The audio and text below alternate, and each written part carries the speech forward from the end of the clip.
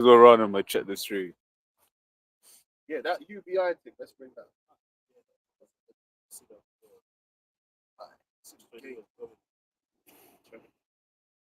So it's where it's all going, man. Yep, yep. Well, yeah, and then that pussy old. Anyway, is it running? Oh yeah, should be running. Yep, we're good. Right, said Carl, Oh hello. yeah, how about ship you outside and ship a couple of dash. No, but honestly, apostles and elders are great millstone. But honestly, what was out there in the highways and the byways, teaching this word in all sincerity and the truth.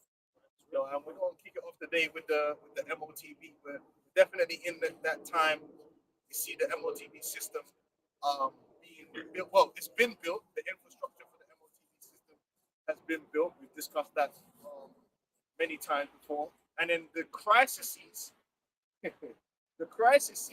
that's going to come as the excuse to bring in the MOTB is being built up and as we speak. You know, so we're definitely in that time. And it's exactly as you reported it, as you breaking it on it. No, until you had this kind of goals before we get to the bits of the MOTB. Right? Yeah, and it's becoming more clearer every day too. This is the Guardian.com news, and it talks about the universal basic income could be used to soften hit from AI job losses in UK, Minister says. So how convenient, right? Because the AI is taking everybody's jobs, right? Even though they know that's what they do. So look at the definition of universal basic income.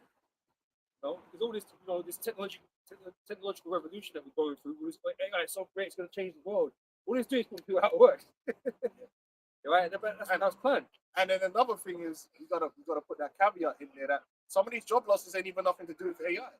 They're just blaming it. We was discussing the other day. Right now these companies are just firing people that they don't need, and then they blame it on AI. And then they might rehire some in India or something. Yeah.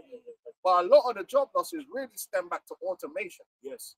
But automation, notice they never like mentioned it. How really a lot of people that are out of work now, really out of work because automation took away a lot of the productive jobs, and now all you have is service jobs, which you don't need as much service jobs when people are buying a lot of what they buy online. You know, Amazon Prime and things like that. People don't need to go out to the high streets and things of that nature. And a lot of services, they don't need a person to do it per se. That's here. They can just outsource. And people don't realize if you push for like convenience, people lose jobs. Yeah.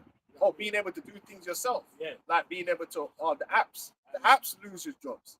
Because when you can use the app to adjust your direct debit or do this, do that, you no longer need to phone someone. You don't need to go into a store. That also reduces service jobs. Because a lot of the services, they just say, oh, do it yourself. Go to I'm saying McDonald's, but you go to any food place now, they all got the kiosk thing. Even these black cabs, like back in the day, like black cabs, taxi drivers, take a test. Back roads, the knowledge for their mind. It was actually a skill. But now you have to have, say, bro, man could have been driving the back stand. You can set his map to the phone. Yeah, and that's it. Driving with his slippers and all that. So that's it. Other definition of UBI, bro. That's why they fucking Elon always crashing their cars. That's how they drive, right? they do say not to drive with slippers on high hills, and they do. They probably drive on high hills. Even when you go to these fast food places, right? What you notice then is a lot of them are very understaffed. Yeah. So if they get a rush of people coming into the store, they're cooked. Yeah. Because now they're really designed to service the kiosk and Deliveroo. Yep. That's really what they're designed to service. So if there's a situation where there's men coming in and want to order at the kiosk and get all of a sudden they're stressed. They turn away people to use the kiosk. They'll tell you to go use the kiosk. Wait, because really there would normally have been 2, 3, 4 extra staff to deal with people having to come into the store. And then they do drive-throughs and and sometimes it gets to a point in the restaurant at a certain time they'll stop serving food, but they still got food for apps. You're like, bro, no. We're shaking up the chips. This is universal basic income. It's a social welfare model where every citizen receives periodic unconditional cash payment from the state, regardless of the income, employment status, or household. Right. So that's how they're selling it to you. Like, oh yes, to help you, and it does no. Really, what the universal basic income is going to be your allocation of resources by the state, because no longer you're going to be in a system based upon labor. All right, you're going to be on a system based upon pure resource control. They're going to control you as a resource, and if they need you to work and do something, you just do that, whatever you're allocated to do. All right, and that's a system that they want to bring in. So they're breaking down the labor system, and they already did that in America. And that's why when you got to pay attention to these devils. Here it is, you got Trump saying he's going to bring the manufacturing back to America, and then you had all them disaffected Edomites that have been affected by the manufacturing being outsourced to Mexico, being outsourced to Japan, being outsourced to South Korea. It got in America. There was because people don't realize that's why you got to learn history. That's why what Scripture said, the prudent man foreseeth the evil. When you understand history, going back to World War II, America became a major powerhouse in production, not consumer. They didn't live in a consumer era. They lived in a production era because Europe was destroyed. Most of the world was destroyed through World War II, the Second World. So America just had loads of factories that were, some of them were being used for the war, of course. After the war, you can now use these factories and these workers. The whole boomer generation, well, if you weren't a Jake, if you was an Edomite, you just walk out your house and you got a job. That's it. And it was known as a job for life. So imagine that. You just walk out your house, throw a stone, and you will hit somewhere that will give you a job for life. Not only are you going to get a job for life, they had these unlimited pensions that came with the job. They gave all these incentives to come and work. That was the American dream. The boomers, I've done videos on it. The boomers really the only generation that actually received the American dream. True. They were able to buy a house. They were able to buy their car. Like, see, I don't know, 60s or whatever, and the fact that these were factories. They got all the perks, bro. All the great pensions, yeah, like where they was making, like, bringing in the whole families into the company and basically becoming a family of service for a certain company. Yep. And they were getting paid. Now, over the process of time, the generation after, it flipped. So now America turned into kind of like a consumer economy, more so. It's consumer and service economy. And all these factories that get shut down, sent to Mexico, sent to Japan, sent to China, where these products can be made cheaper and then brought back into America, where the man them can buy it with credit. That was the system. Now, Trump knows there's a lot of disaffected people, so he's like, I'm going to bring that back. But what he's not telling you is that that specific situation doesn't exist anymore. For them to bring the manufacturing back to America, it's not going to make the products any cheaper, which is what you're struggling with. So it's not only is it not going to make the products any cheaper, not only is the rest of the world not going to all of a sudden start buying American products because they're too expensive, you have to still compete with China, you still have to compete with South Korea and places like that. On top of all of that, the type of production that's going to come back isn't labor intensive.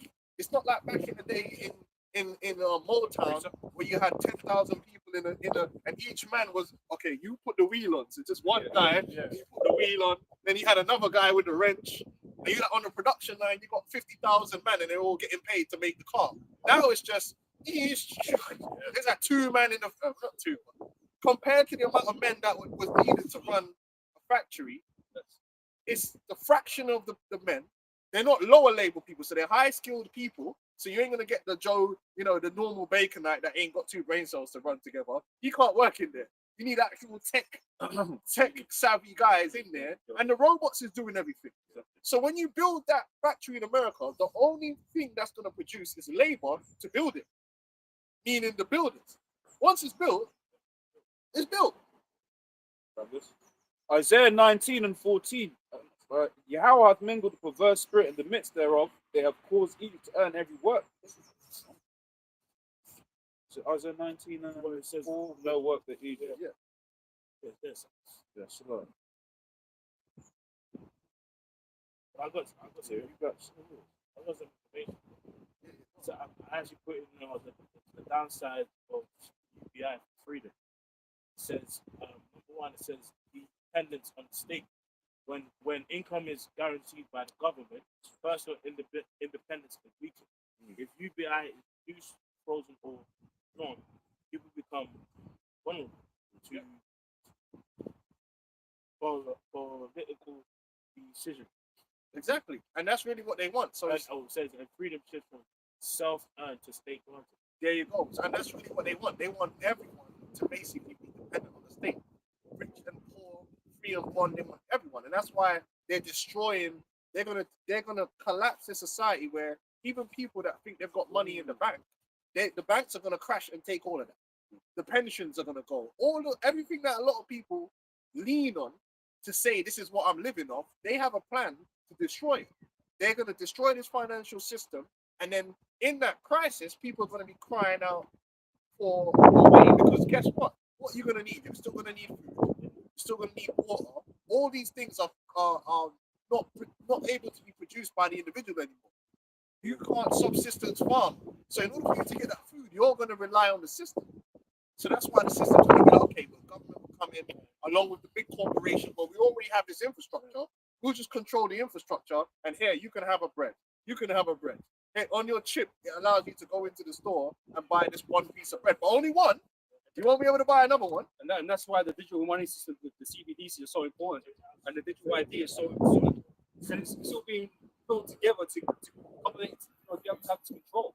To be fair, reading this, it's basically the beast system. Yeah.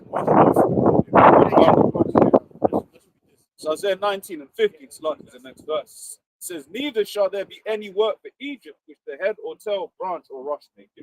They're going to have more unemployment, right? People are they got less credit availability. There's going to be spending less, right? More businesses are going to shut down. Now the big corporations, they'll still be doing good because they're actually cornering a big market. So Amazon ain't gonna ever have a problem because the little stores are closing down, but everyone's still that is buying is still going to Amazon, and they got loads of money. So Because they're at the head of the whole automation thing, they're at the head of it, you know. But you're gonna see more and more small businesses closing down, mid-level businesses either closing down or being bought by Amazon or being bought by one of the big conglomerates. So things become more more concentrated to the big mega corporations, which is what they want. And they show you that in these movies. Like Tekken, I'm sure in Tekken there's like 5 corporations in the whole fucking planet. That pretty much, yeah. But there's a lot of films that show you that because really that's what it's gonna be. There's gonna be big state, big corporation running everything. It's not gonna be you having your own business and all that stuff. All that's gonna be done away. Ecclesiastes 12, stuff in verse 3, and it says, in the day when the keepers of the house shall tremble, and the strong men shall bow themselves, and the grinders cease, because they are few, and those that look out.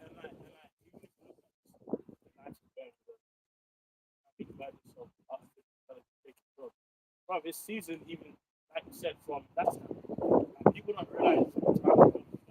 Like even like, bro, some days fucking out these middle, and it'll be like one staff at the front, bare tills, and all the tills are closed, and then you got the little self-checkouts. You got loads of people. It's not even practical here.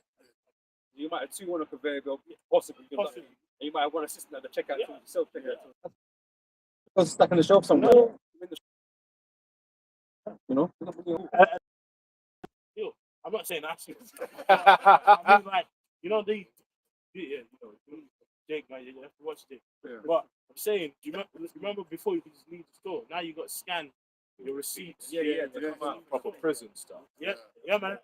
Amazon Go. Yeah, they got facial recognition in there. Yeah, because they're getting prepared for that police state. Because even you're right, crime is getting harder to commit. Yeah. Why do you think the crime rate's dropped in London? Yeah. Man ain't smoking man that they used to. Yeah, These youths running around London think it's bad now. Bro, when there weren't no CCTV like that in London, but it was long for man. These men were popping off and shanking man like it's nothing. Now they just chat shit online because they know that, yeah, as soon as you step out your yard, you got hit by about 10 ring doorbells. Yeah, it's long for man. They'll track your ass, man. They'll track your phone, everything. They got you on that case. Yeah, and then online now as well, they're making it more so that you are more easy to get tracked. Yeah. I was going to say that, but with like, for work, I have VPNs and stuff like that. It's like with VPNs, it's now even easier to track you because your VPN. Yeah, it says you are you. You get what I'm saying? Yeah. Before if you had the IP, I could give the example. Like if we're in the same mobile network, our IP address is all going to be the same. But if we have VPNs on our phones, then they're going to know, well, that's you, isn't it?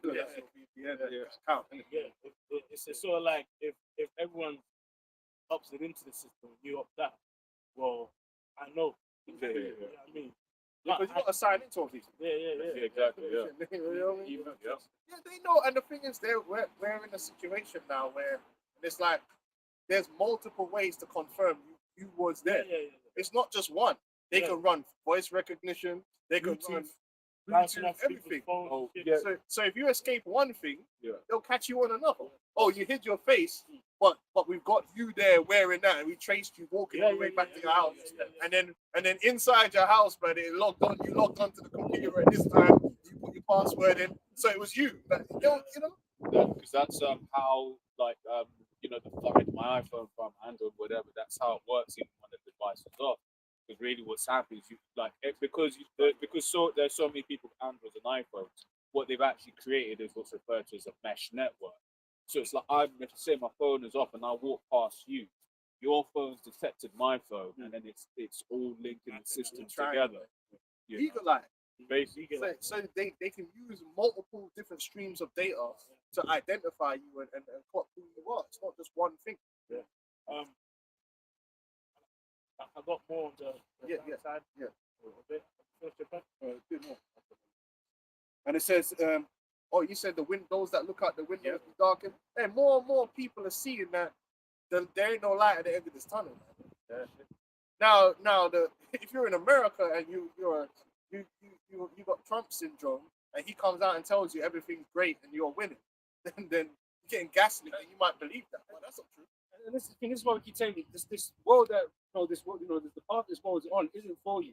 It's for the elites. And like I said, that's how I always see in the movies. It's always for the elites, right? It's not about the betterment of humankind, right? It's going to the very few wealthy that on the earth. So that's why the WF, the small business, the models own nothing. But someone owns something. It's just not going to be you. Exactly. you will own nothing. I'll own it. Someone's going to own it. You got Trump going out there selling to these people the virtues of a weaker dollar. Yeah. And it's going down. So you mean the money in my pocket is now worth less? That's better for me. Oh yeah, because you can export. Export what? What are you exporting it to? What are you really exporting to the rest of the world that they can't get for cheaper from China or South Korea? But at the same time, my guy's talking about increasing the house prices or whatever on the weaker dollar. Wow. Yeah. How's that really work? So that's going to It's not more really create a what you think crisis it is. because it's the boomers again. The boomers own all the houses. So it's in the boomers' interest for house prices to be going up, but then the generations below can't get into the housing market. So now you're desperate. So the whole Wait. thing's a Who scam. you going to sell to? You're going to sell to? You're going to sell to? And that's That's it. Like, it's true. It's everyone that can afford it. What I was saying, there's bare people's planning. Yeah, it's all because otherwise, no hope. And that's if you can even sell the house for that price that's inflated. Exactly. Because it's artificially inflated on top of it. Exactly. And then the government's Yes. like, oh, inheritance. Yeah. I think that's actually true. I realize that. House only is good as how much houses in your local area are selling. So how much someone's going to pay for it. They got the money. I mean, got the money. That money's being taken away. They actually have to balance the housing price in the local area. So even if you've done triple extension Renovation. your house can only go up a certain amount. But this is why people just sit on an expensive house though. They can't get rid of But that's all they can do. Oh. Well, it's very similar to stocks in a way. Like you see most of these big CEOs like Elon Musk, right? He's the richest man in the world, right? But it's not like all that stock he has, he can turn it into cash. He would never be able to. He's not The minute allowed to. if he tried to go, he couldn't. If he put all of the stock he owned on sale, he wouldn't be able to command value that is recorded at. Because as he's selling the stock, the price is gonna plummet. The price is only where it is. It's an artificial valuation based upon a certain amount of selling happening at a time. So he really isn't worth what he's worth. So in the stock market, they also have the thing where, like, when the losses are too much, they start Circuit breaker. circuit breakers. Yeah. Then also it's like, especially if it's someone like that and they're selling a lot of one stock, the entire market goes, what does he know? Yeah, and then they start selling And it. then They got in process of the orders. So anyway. guys like that have to borrow money off their assets to get money. That's why these deals with loans and stuff like that.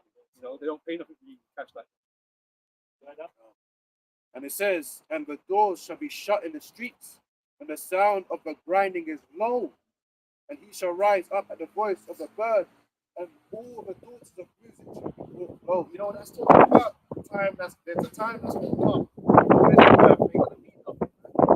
Man ain't gonna be concerned with singing and entertainment. Shit's gonna get serious out there. And that time is coming fast. So in the background, it's like, yeah, burn back people are doing it to escape hell. Yeah, but there's gonna be a coming time We where can't escape hell. no one's gonna care. Oh, but Beyonce's live. No one cares. This is shit. Man, I need to eat. And that's a serious thing. Like I said, go when all hell was breaking loose in Gaza, you think man cared about celebrity and music? When bombs are dropping and real shit is happening. I've been in crises. I'm telling you, when real crisis happens, all that entertainment, no one's thinking about that. When you go and everything's fine, that's when man care about entertainment and have you seen the new album or man will be arguing about football, you know what I mean? And mate, like, yeah, it was a good goal. When all hell's breaking, ain't nobody worried about that shit. Bro, like if there's a food shortage and it's like cannibalism happens, you think people going to be like, oh, let Jay-Z get to the front? Like, hell no. Look at Doncic. Look at This nigga back. Don't cut off his lips and fry it. And nowhere is given on entertainment like America. America is absolutely. I mean, over here we only got one religion, and that's football. In America, yeah, but in America they got many religions, man. And these men go even they go even deeper. They go no dive deep into entertainment, man. They go crazy for entertainment, man. Yeah, Super Bowl, baseball, right? They got everything there. That's what it is. But there's gonna come a time in America where all of that stuff is gonna be no one ain't even gonna be, and that's hard to imagine. No one ain't even gonna be the game cancelled, and no one cares. All men are caring about is how am I gonna get some of this UBI? Let me go get this chip so I can feed my family. When your baby's crying in the next room, you ain't worried about that. The daughters of music are brought low. Right now, when you're in an era of safety, all of a sudden the entertainers are important. When shit hits the fan, you don't care about the entertainer. Where FEMA at? You're looking for a savior. This is Sirach chapter 11 and verse 27. The affliction of an hour maketh a man forget pleasure, and his end, his deeds shall be discovered. Yeah, like, bro, you think when the Twin Towers happened, if 50 Cent had a show that cancelled, no one's worried about it. Like, exactly how it's about to be. Well, the scripture said there's going to be dead bodies lying in the streets. That's foul, man. No one's comfort. So there ain't nothing to sing about. They ain't nothing to dance and jig about in that time. Right? So it's not the time for music. It's not the time for all that. It's time for mourning. Casting ashes upon your head. Anxiety. That's what it's all about. PTSD. That man had the error. Chapter 3. Top. It reads a time for everything. And it says, to everything there is a season and a time for every purpose. Time to be born, time to die, time to plant, time to pluck up that which is planted. That's what's happening right now. Esau's kingdom is plucked up. It's really the end, and they don't know that. They don't seem to understand the reality that this is the end. There is nothing after this point, even for the elites. The average Edomite doesn't really comprehend what's about to happen, that you're about to enter into our world. And our world is a very cold and dark place for you. Yeah. It's gonna be a mad one, sad one. That's why right now, if you're an Edomite, the best thing you can do is liquidate all your assets here and move to Thailand, bro. Yeah, liquidate all your assets, bro, and go open up a fucking cocktail bar in Thailand and enjoy yourself. You can live good in the new world order because your time is the Bible tells you the triumphing of the wicked is short. You really are at the end of your time. Right now, you're about to go into extreme judgment. I'm talking about dead family members, you know what I mean? Like the loss of possessions, the loss of everything, heartbreak, turmoil, hopelessness, confusion. Revelation 12:12. So therefore rejoice ye heavens, and ye that dwell in them, woe to the inhabitants of the earth, and the sea. The devil is come down unto you having great wrath, because he knoweth you for a short time. Your own elites here they are in the process of destroying your system, creating chaos. That's the worst thing about it. They want the dollar to die. They want the pound to die. They want the financial system to collapse. They want riots in the street. They want blood in the street. The Illuminati quote from that guy, was it Spalding or Sparling, where he said the new world order can only come about with the shedding of blood. That's sacrifice. Because it's a sacrifice. They want blood. They want war, and they're causing it. They're gonna bring about you see the race wars. They're gonna instigate them race wars. They're gonna have their agent provocateurs. Because remember, what did they say on the Georgia guys quotes? They said 500 million. Yeah. That means 6.5 billion of you. They gotta go. How are they gonna achieve that? Yeah, disruption of the system. They could disrupt this system, and just the chaos alone, bare man have to die. And you see, it's not a thing for Esau, man. Like I say, he just cuts jobs like nothing, isn't it? He don't care about cutting the population down. Best believe that. You know, you're not like you say, you're not scared to shed blood, man. Yeah, they could lose a state or two. You think Esau care about a state or two, man? They could lose a city or two. Just let it just turn into Resident Evil. They don't care about all that, man. You think the elites care? They don't live there. They don't care. They had the idea where they would nuke certain cities if they had to. Of course he would. You know what I'm saying? So, We would damn. you know, so you know. But the Lord put that spirit on them so that these things could be fulfilled, man. Got more on the side effects of UBI. Yeah. Point 2 is political control and leverage. A government that controls basic income can shape the behavior indirectly. Conditions can be added later as carbon limits, health rules, or social compliance. That's right. Carbon limits. What did we tell you from the very beginning? If you control carbon, you control all areas of human activity, including thinking.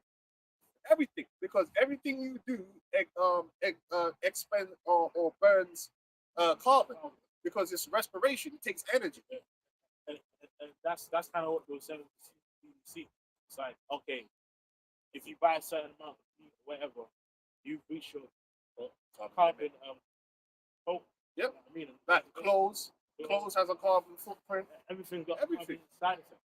Activity does. So you want to do a certain amount of activity. Okay, you can't go here. You can't travel this far because when you travel, there's a carbon footprint. So they start having the smart cities with the 15-minute cities, and then they can actually design into your CBDC where and when and how you can spend that money because it's programmable. So you go outside of your remit now, and then you go to buy something. Yeah. Then I got enough. I can buy but you can't buy it here. You need to go back to where you're from, and that's with the whole Gaza thing. What they want to build, staying there. And like in a way, they showed you in that Justin Timberlake. Because in time, it basically, bro, I didn't have time to go there. I can't spend my credits. Otherwise, I might just die. Or be frozen out of the system. Yeah. So this whole thing about everyone even traveling all over the world where you want, that's gonna stop. Or you could just jump on a plane and go here and go there. That time is gonna be over. You ain't going nowhere. You're gonna be there. And if you want to go there, you gotta put a VR. You gotta put a VR thing, and that's how you gonna go there. Totally. Go tomorrow. That's like the conversations that started recently, with the whole protest and ICE. Like, there's a those are Babylonians that are leaving America. So like now the new topic is let's like stop people leaving. You know what I mean? You know what I mean? And that's what it's going to be too. People think it's all about keeping people out. It's also going to be about keeping people in. They're going to be keeping people locked down to certain geographical areas by your chip. So your chip will have a particular CBDC in on it, and it'll only be able to be used in certain places. But that's jurisdiction. Well, that's point 3. It says loss of exit of freedom. If taxes rise to fund UBI, it becomes harder to opt out of the system.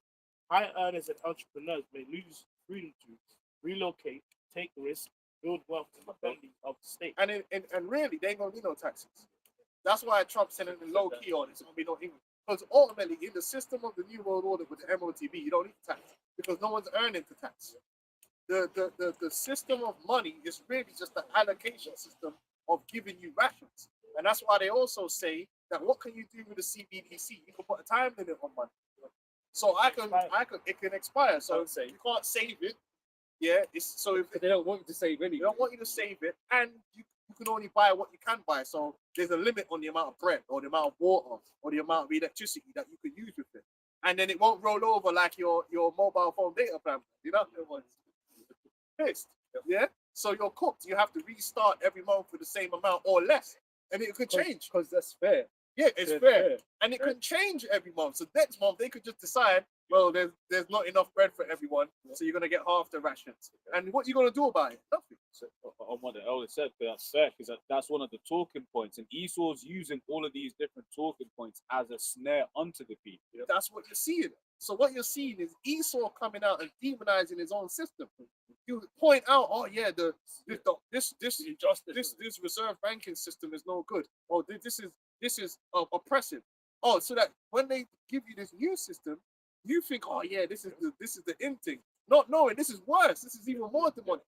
So it's the same with the global warming thing, right? Because you got people that wholeheartedly believe in, you know, and they, you know, some people go as far, I don't want to have children, it's not good for the environment and stuff like that.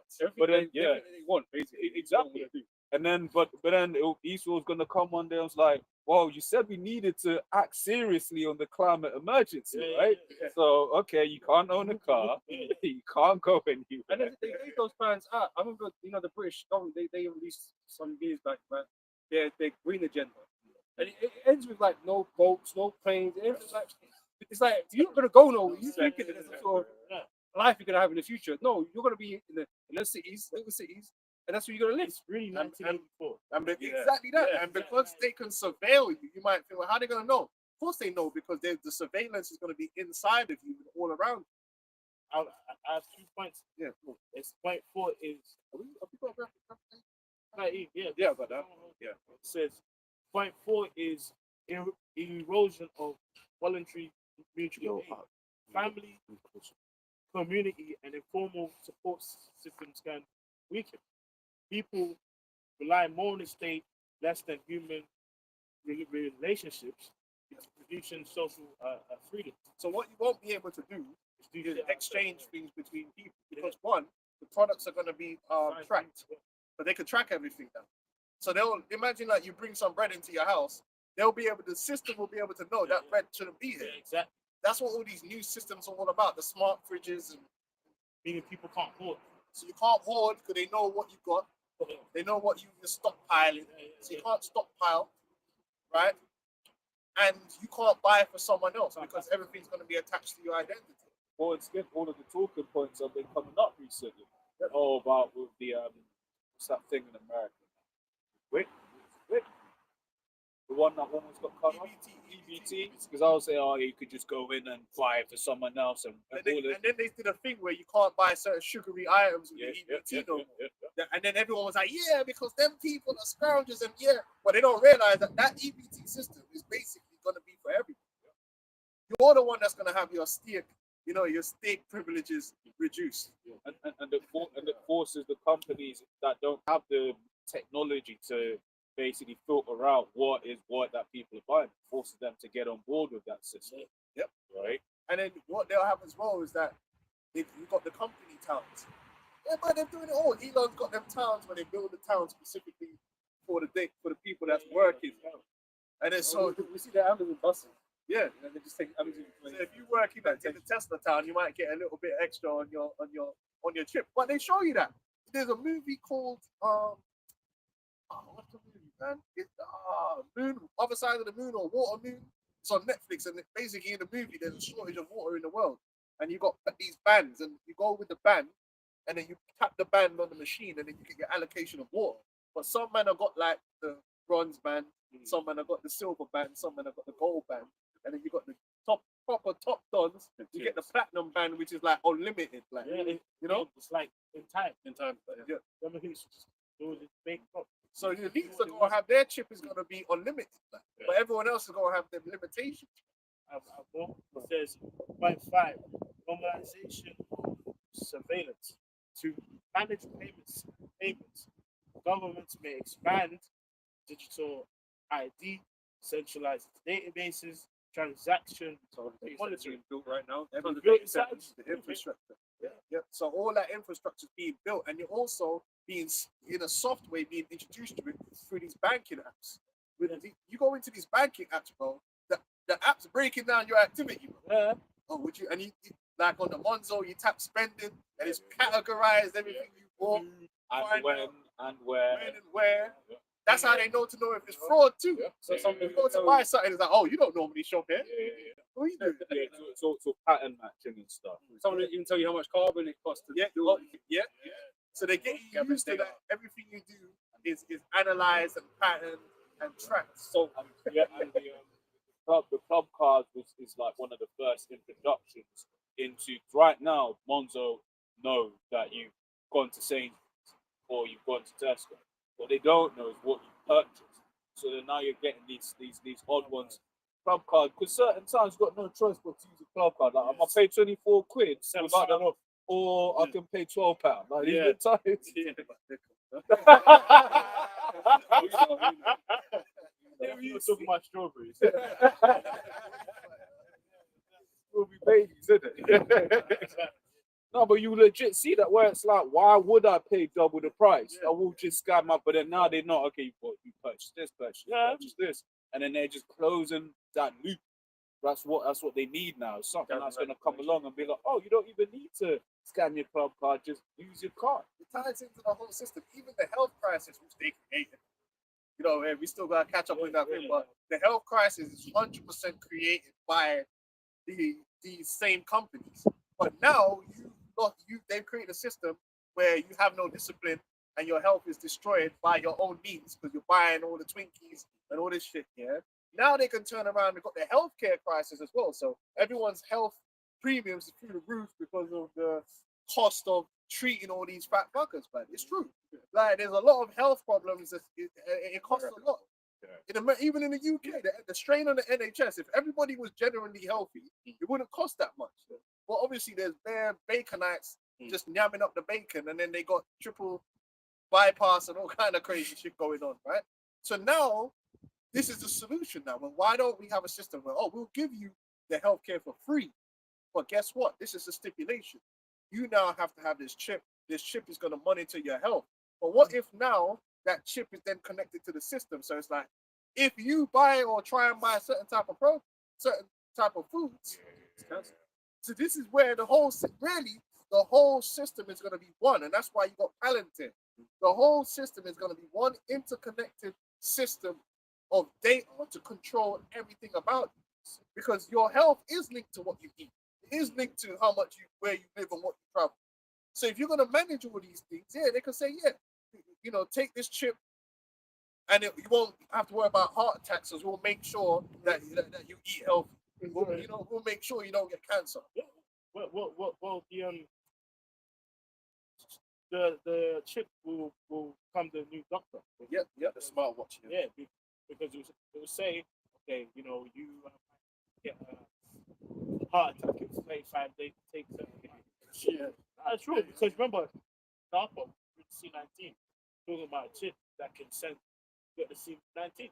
And then the thing is, because you got this blame culture that's going on, people be like, yeah, that's right, because I'm healthy. Why should I have to suffer? Because these motherfuckers want to eat their bacon. So put the constraints on them. Yeah. But then you'll be constrained in a different way. People, Yeah. see it. They don't see it coming. All these talking points that they push out is for a reason. Every crisis, ultimately, the solution is going to be the MOTV system. This system will fix everything. The AI and all that is going to make everything great. When really, it's just about controlling and how many strokes you could give your woman. And I have 5 strokes, no nut. That's your limit. Before you burn too many calories, man, you know what I mean? It's crazy. Yeah, it's like that. I remember that article. Remember last time there was an article where it said they can control basically your eating habits. If you're thinking of a burger and you're obese, it can shock you. That's the crazy. chip. Nah. Yeah. Because another thing, the brain chip. Yeah. The brain chip is Brain going to chip. be pushed like as ways to help you. Mental health. If you've got mental health problems or like you got certain vices, Yeah. it's going to help. Yeah, listen, Esau's going to sell this thing in various different ways, right? He's going to push himself forward as the savior. Yeah. Like he's the solution Uh, for all the problems that he's caused. And remember, with the brain chips, there's even certain systems talking about instead of serving a 25-year sentence, your mind could be programmed to feel the effects of a 25-year. Like, how the How fuck? the fuck does that even mean? I don't know. That's Bro, crazy. I saw that. I was like, wait, what? Still just be there. Ah, Vegetable. That reminds me of what's it called? What's that program called? Altered Carbon. Altered Carbon. They could Where Black he's Mirror put man in the VR and torture man.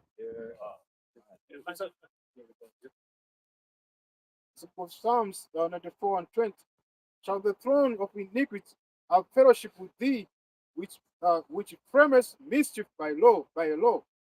And all these things really are going to come down mandatory from the government. Now you might say, well, that's crazy. The government, no, but they will. If there's a big enough crisis, they could do whatever they want. That's how things always happen. If you have a big enough crisis, people call for a solution. They could come up with whatever crazy solution, and people in their confusion will agree to it because of the pressure that's on them. And that's why the scripture says the devil will come down to you with great wrath, knowing that he has but a short time. They're about to bring crisis. And look at America. America's just the crisis is happening so fast you can't even think. Before you even could meditate on one crisis, the next crisis happened. Man. Every week. Next week is going to be a different thing to last week. Venezuela, this thing, ICE thing. So much has happened, we forgot Anthony Joshua's boys done. Like, back in the day, that would have been like a story up until Drawn I was out, still yeah. on Sky News. Man, forget about Gaza. Yeah. They got lit up again. Now, can I bring this? Right, can you talk about the crisis, right? This is what we're waiting for that tipping point, right? Where the people are going to have no choice but to kind of conform and comply with what the government is requiring them to do because you ain't going to want to perish. The CV showed you that. Man. You know, the thing is, the kind of psychological warfare that was done on the mind during the CVs, it's going to be studied. Remember, every single day at 5 o'clock, Boris Johnson would go up there on stage. You know, today there's been this many new infections and that many people have done. Every single day, it was like a mantra on repeat. And it's Bottom of- nothing. Yeah. And people don't even understand numbers, so it's like they do it all the time. Like, 10 people got stabbed. And it's like, bro, you know there's 9 million people. Yeah. bro, this bacon out of work and says, oh, mate, there's 39 people across the border today. I'm like, how you know? How do you know? I did it. I did it. Yeah, this is Genesis chapter 47, verse 13. I've got to take this quote. Yeah, You know, and there was no bread in all the land, for the famine was very sore. Was it Egypt? Yeah. It's funny, I was looking for that. Oh, I was thinking the same thing. It's was Christ going to crisis. push people into Yeah. doing stuff they don't want to do. Yeah. But they got no choice. They don't feel like they're capable of dealing with themselves, so they're relying on the powers that exist to protect them, right? Because that's what they're for. Yeah. The government is there to actually to protect and help the people, but you know that's not how it really works here. But that's what it's supposed to be set up for, right? And like, Buddy there failure. was stages. Yeah. Like, over time. Because this was 7 years of time of famine that they were going through. So when it got to at some point in it, they might have to give up. They gave everything That's they give had. up, man. Why should we You can't go on no more. You know, so it's the same thing. So, it's been a process of time. People are being diminished as we go along, right? And so when we get to that point, when he sort of says, "Oh, well, you've got to do this," then most people are going to be like, "Yeah, because we don't want to to eat. But this is it. It's like for us, we know not to take this thing, but you get a lot of people that just see it as tech. You know, he will be like, "Yeah, man, put this thing in your head, speak as many languages as you want." And all they're thinking of is, "Oh, I'll be like Neo with this, that, and the other." They're just looking at it as tech. So, no, it's not just tech. You know, You're surrendering to your rights. You're right. What? Yeah. So also, because I think about it's like if we were to bring up the time of Antiochus with it, what people would probably be like, "Oh, it's just like it's just something." That's what people would say. It's just something. Yeah. You know, not understanding that naturally there's a whole spiritual. These men would have already died. Yeah. But because the pressure was so massive on them, some man wanted to cave in, man. And they were, they tempted with that idea. But this is why our temptation is a thing, because you're going to be tempted to do it. Right? You know it's not what you should be doing, but you're going to do it anyway because you're just breaking under pressure. You know? But yeah, this Genesis 47, verse 13. And there was no bread in all the land for the famine was sore, very sore. So the land of Egypt and all the land of Canaan fainted by the reason of the famine. And Joseph gathered up all the money that was found in the land of Egypt and in the land of Canaan for the corn which they bought. And Joseph brought the money into Pharaoh's house. And when money fell in the land of Egypt and in the land of Canaan, all the Egyptians came unto Joseph and said, "Give us bread, but why should we die in thy presence?" Because that's going to be the fear. Because these men are going to be suffering. And it's not just the fact that they're going to find it hard to get food. It's going to be a fucking dangerous world, man. They're going to want protection. They're going to want assurance. They're still going to need healthcare and all these types of things that they just like haven't got. They're not going to have access to it. It's gonna go back to the Wild West, man. Yeah. You know, but I was thinking as well. It's like my guys were talking. Like a lot of the doctrines and theologies, they all go out the window. Yeah. When he pushes that crisis, it goes out. There ain't no more feminism. It's done. So right now, But this is why this is the old world. This is why a new world. The old world's gonna get done away with. New parameters, new laws, new this and that. If you think that you're gonna go like you need healthcare, you think you're not in the future, you're not gonna be able to go to get healthcare without being identified like on a digital data. What are people talking about? You think that's it's gonna be the way it is now? You just walk in to a GP. No, it ain't gonna work like that. They're gonna want to know who you are. Yeah. And you're gonna need verification for that. That's it. Even from the information, getting the document, but the point was at the end of the whole, externalization of the hard. doctrine. Bro, it's like when you look at like 1984, like to torture, the police, submission. Yeah. You know, how many fingers am I holding up? Your answer is whatever the statements. Yeah. Like, people don't get that these elites want you in complete service to dominance and witchcraft to be mainstream. You know what I mean?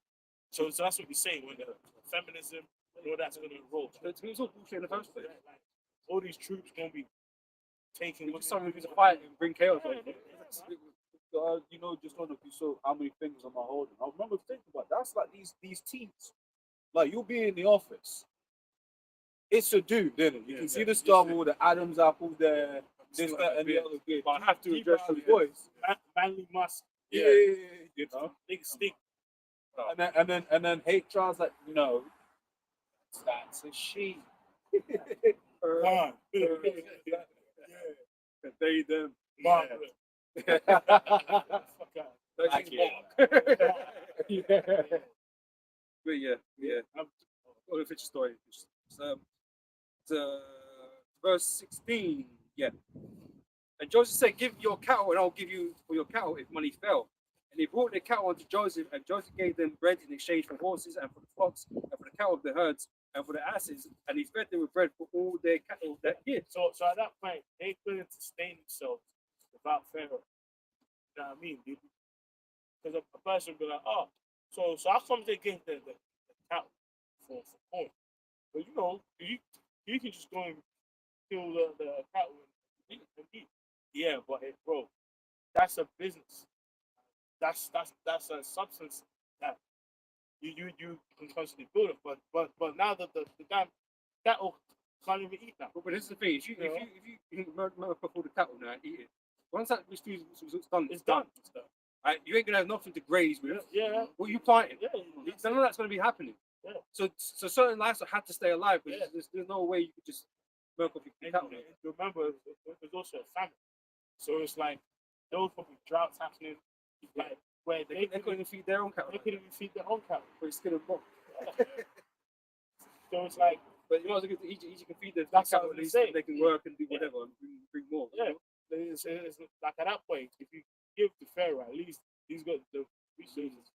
Well, it's sort of like how old is the least of buying a farm? That's the thing. The government's going to have the means to take do it these back. things for you. Yeah, yeah. It's whether or not it's how they want to divide it between you, and that's why you're going to need the mark of the beast for to get that allocation of those goods or services or whatever. You know. So when that year was ended, verse 18, they came unto him the second year and said unto him, "We will not hide it from my Lord how that our money is spent. My Lord also have a herds of cattle. There is not all left in the sight of our Lord, my Lord, but our bodies and our lands." So you just ruined, you completely screwed them, right? You're willing to give yourself up, right? Wherefore shall we die before thy eyes, both we and our land? Buy us and our land for bread, and we and our land will be servants unto Pharaoh. And that's where Esau wants to get you to, man. So you sign all your damn fucking life by taking the MLTV. Because it'll be optional to begin with. Like I said, you might be, you can choose not to do it, but guess what? You're not going to have access to services, you're not going to have access to all these different things that's going on, right? And so eventually you might actually be put in that corner, and you're like, damn, I'm at the end of my wits here. You know what I mean? I've got no choice. I've got family to feed, they're dying. Why is it giving me hell? I'm going to sign up. I'm going to go sign up. I'm going to go stand in the line, go be in them chicken booths, I'm going to get chipped. So I can get my rations or whatever. That's what's going to happen, right? This is, and we and our land will be servants unto Pharaoh, and give us seed that we may live and not die, that the land be not desolate. And Joseph bought all the land of Egypt for Pharaoh, for the Egyptians sold every man his field, because the famine prevailed over them. Right? So there's going to be a whole poly crisis that's going to prevail over the people. Crisis. Yeah, ain't going to be just famine. There's going to be a whole bunch of that the ones that we're dealing with that you're just going to cave into. It's going to prevail over you and make you make this decision that's probably going to end you. Right? Because anyone that takes the mark of the beast is going to be destroyed by the Lord and his judgment. Right? But this the pressure is going to make you do these things. Because you ask a normal civilization, they're not going to want to be surveilled by the government and have things put in them and that kind of stuff. No one really wants that. But because you're going to be left with no other real options, because you haven't got faith in the scriptures, you're going to just do what the status quo is going to do. The hour of temptation is going to get to you, and you're going to give in and take that MLTV. It said, "Let us be servants unto Pharaoh," right? Yep. So in this case, modern Egypt is what Babylon, Great America. So when that chip comes out, people are gonna willingly be servants to the elites, man, of Esau. There's nowhere else to go. You sign yourself over. That's it. But when you go into the breakdown of the mark and the 666 and that kind of stuff, it goes into it's a badge of servitude to show who they belong to. So, yeah. Well, Esau is making you sign yourself over to him, as opposed to signing over to the Lord. And on that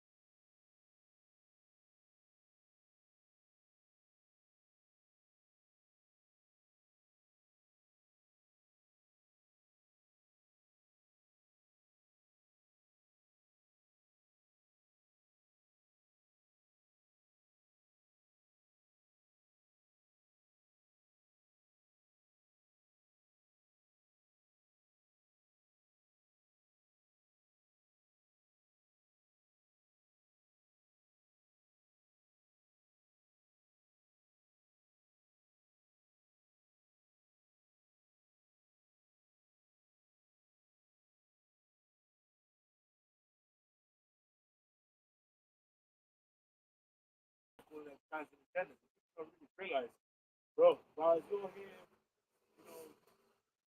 laughing it off, their plans to fucking destroy you. I mean, right? But it says, and this system has been built for a long time. This is a long time agenda. Esau is turning his army inwards, right, and onto civilians, right? Because he knows that's where it's going to be at. Chaos. He's building chaos, right? So he's preparing his forces. Get more and more powers. We've seen with the ICE agents and all these types of things here. The militarization of the police, the National Guard, and everywhere. Like he's getting ready to attack. you had what do you call it? I saw something I was saying 300 protests, anti-ICE protests this weekend or something like in the States. So that's 300 different groups of people being like, look, man, they don't want to do away with ICE. But it's just like, look, man, right now they make it seem like Trump has stepped down because not stepped back from the whole Minneapolis thing, but they're just going to move somewhere else. Next point. Next point of contention. It says, it's sharper to make a sore slaughter. It's furnished that it may glitter. So should we then make math? So we spoke about all the death that's going to occur, right? And this is why we keep talking about the time of Jacob's trouble. To hell with everybody else, everyone wants to get caught in it, obviously. But we know this is about the Lord's people, right? So it's the time of Jacob's trouble that we're going to be really focused on. But you're already cashing hell on the Esau already. Yeah. Evidently, the agents or whatever, you're cashing hell already. But things are going to get far, far worse. Oh, man. From time to face of a terrorist is fake.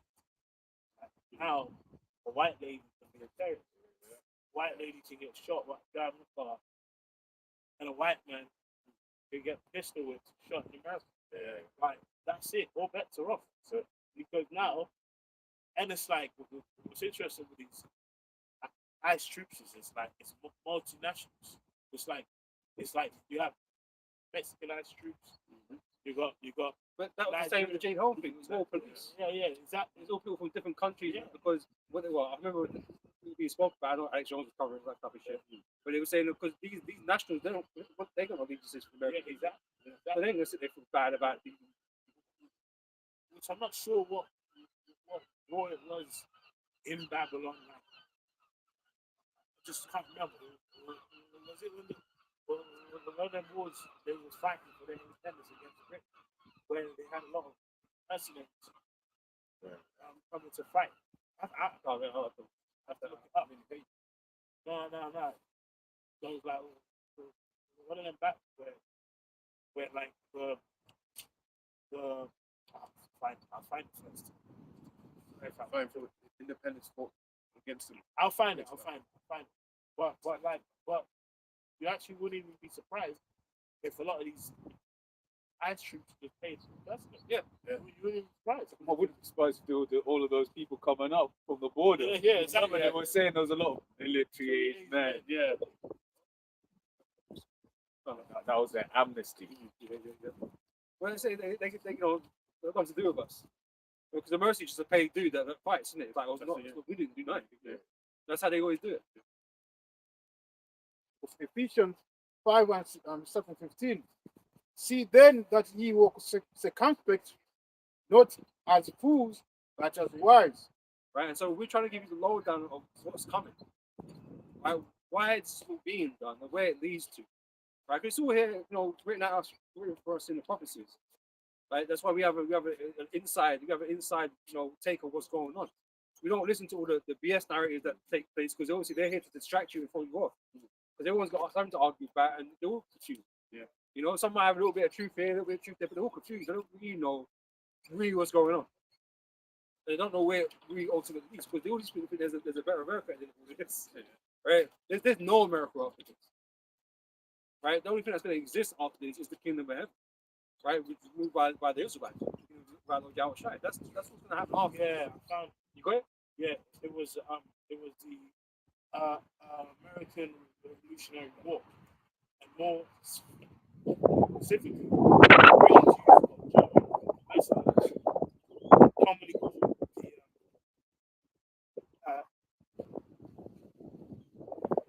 Hessians. It says the war was between Great Britain and the American colonies seeking independence. Many in Britain and even in America were reluctant to fight people they saw as kin. Same language, culture, and religion, even family ties. Britain therefore hired foreign mercenaries, mainly from German states. About 30,000 German soldiers were hired. Right? They were professional soldiers paid by Britain to fight colonial. So don't be surprised if that's what's happening. When an influx of these foreign, because bro, I saw a video, bro. It was like a Ghanaian fucking ice troop, and he was handing them out. Hey, hey, come in now. I'm like, bro, Come in now. bro, I'm not even joking. Like, it was like a fucking migrant, a migrant troop. I'm like, what? So don't even be surprised if that's going on because from Babylon is split in it. So there's probably like a lot of people like in the military that are like, yo, man, our country's falling. You know what I mean? So I found it interesting. Like the movie was Civil War. Yeah. That Edomite, what type of American are you? Time. Yeah. You know, because that's going to be important to these Yeah. you ask them all the question. Yeah. You know. So yeah, we keep telling you all this time that's coming, where it leads to, man. You know, like I said, time travel is not. We started it. We're not in the thick of it. In terms, we're not at the peak of it, but you know, we're getting there. Trump is making all the right moves for that.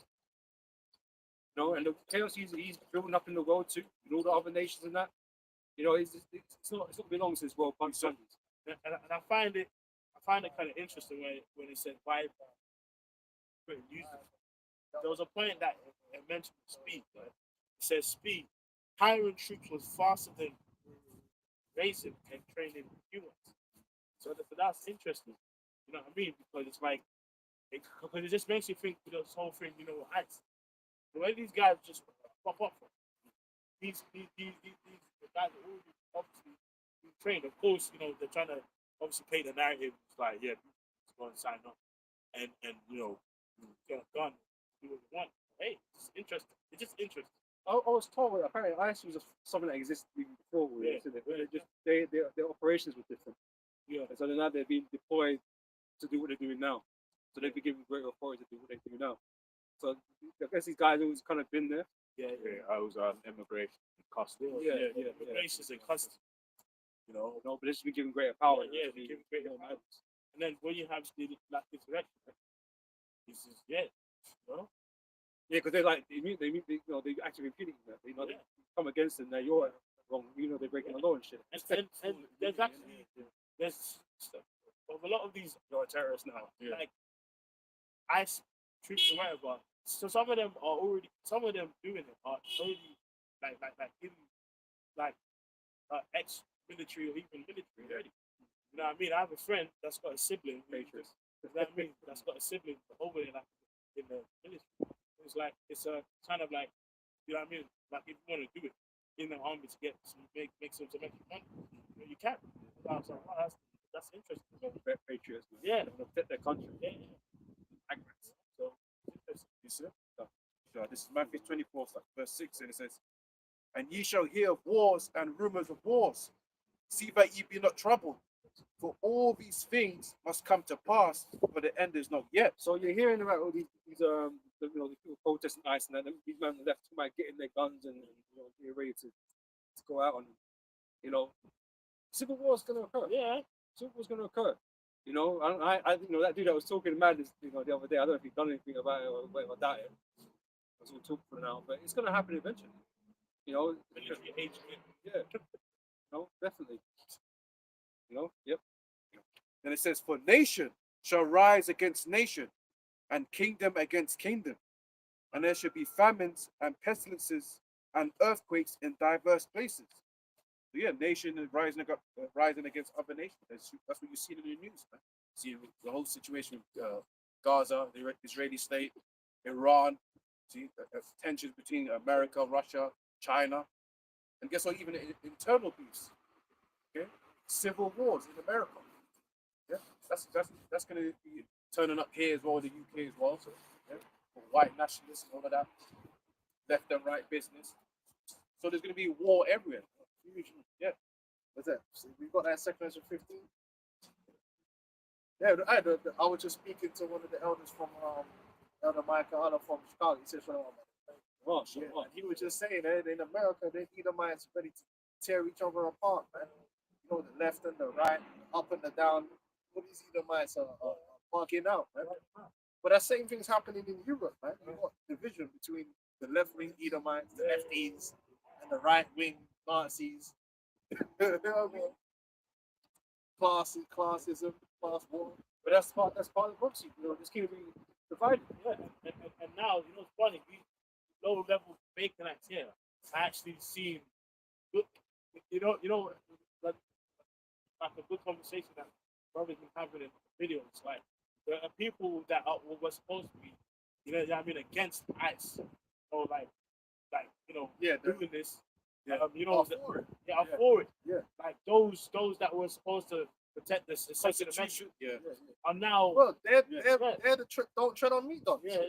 They're the dudes with the rattlesnake that said don't tread on me, Yeah. and now they're bootlicking Yeah. with the state, man. Yeah. And now on the flip side, these Baconites, oh, let's protect our country. They actually campaigning for that style of thing here in the UK.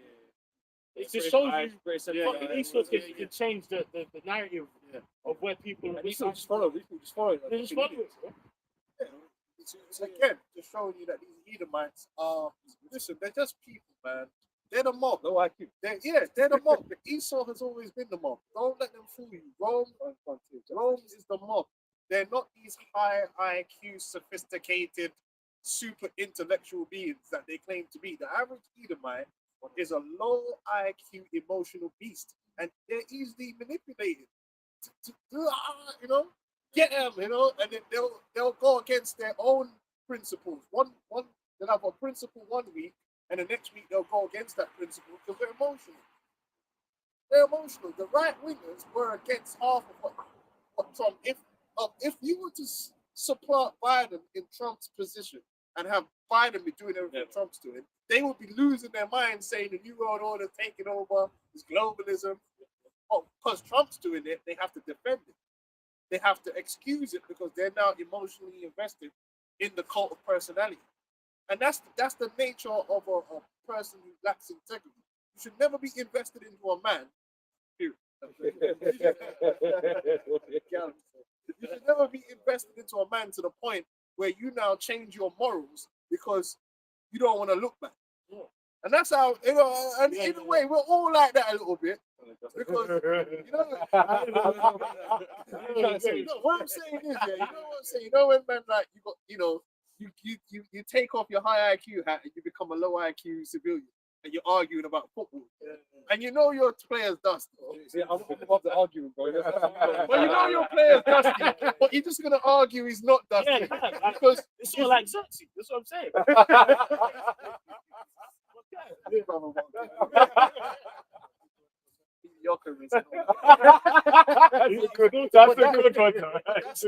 That's not a serious thing. We do that joking around.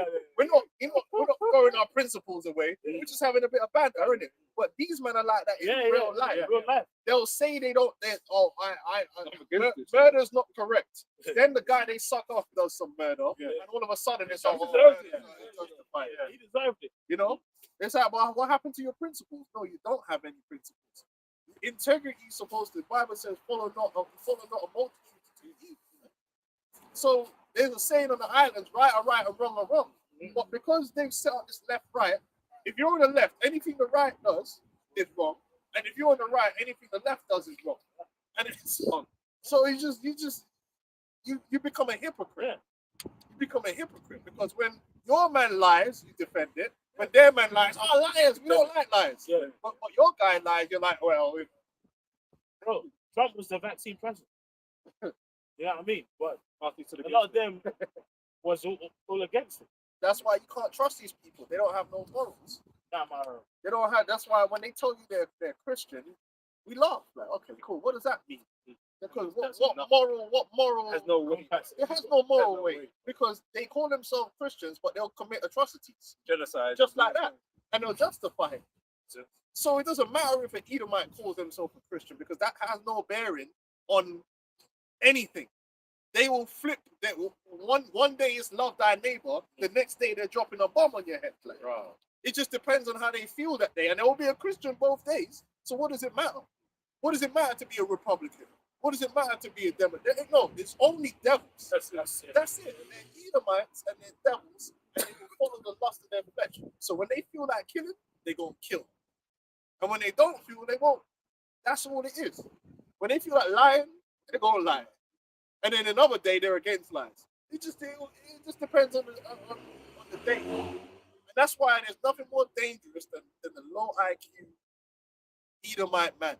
Because they're extremely violent and dumb.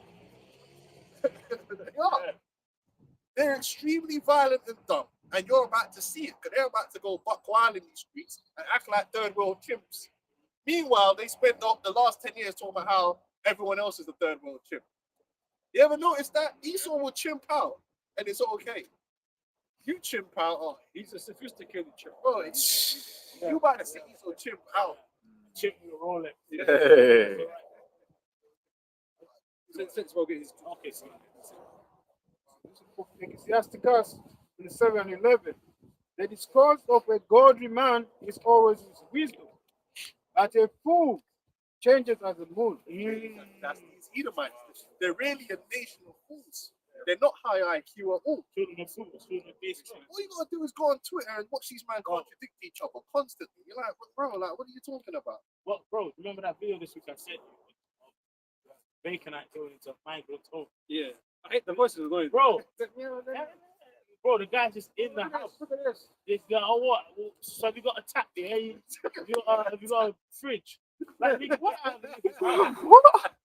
Yeah, but the that's thing is, though, ridiculous. at the same time, they'll tell you these people are violent. yeah. What do they call them? Fire and age men. Fighting. And my man was soft as hell. He was like, hey, I just let you in his house. So again, there's a contradiction there. So next week there'll be bloodthirsty, violent criminals, but this week they're guys that let you in your house with your mobile phone, so you can see them. Yeah. Which one is it? Yeah. It's sort of like when you see these guys stand at a roundabout with flags. Yeah. Bro, the migrants come in. They just But that's the clean thing. toilets. Their thing is against illegal immigrants. But that thing wasn't illegal immigrants. No, but there is no such thing as an illegal species. There ain't no such thing as an illegal. See, this is what Esau does. They play with words, and it only works on these low-level Edomites because they're not smart. They don't understand it. There's no such thing. You cannot be an illegal.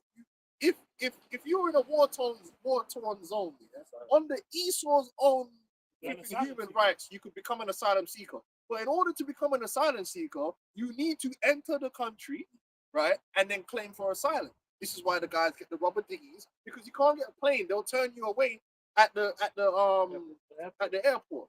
You gotta come in, get into the country, and once you get here, you say, I want to claim asylum. Then they put you through the asylum seeking process.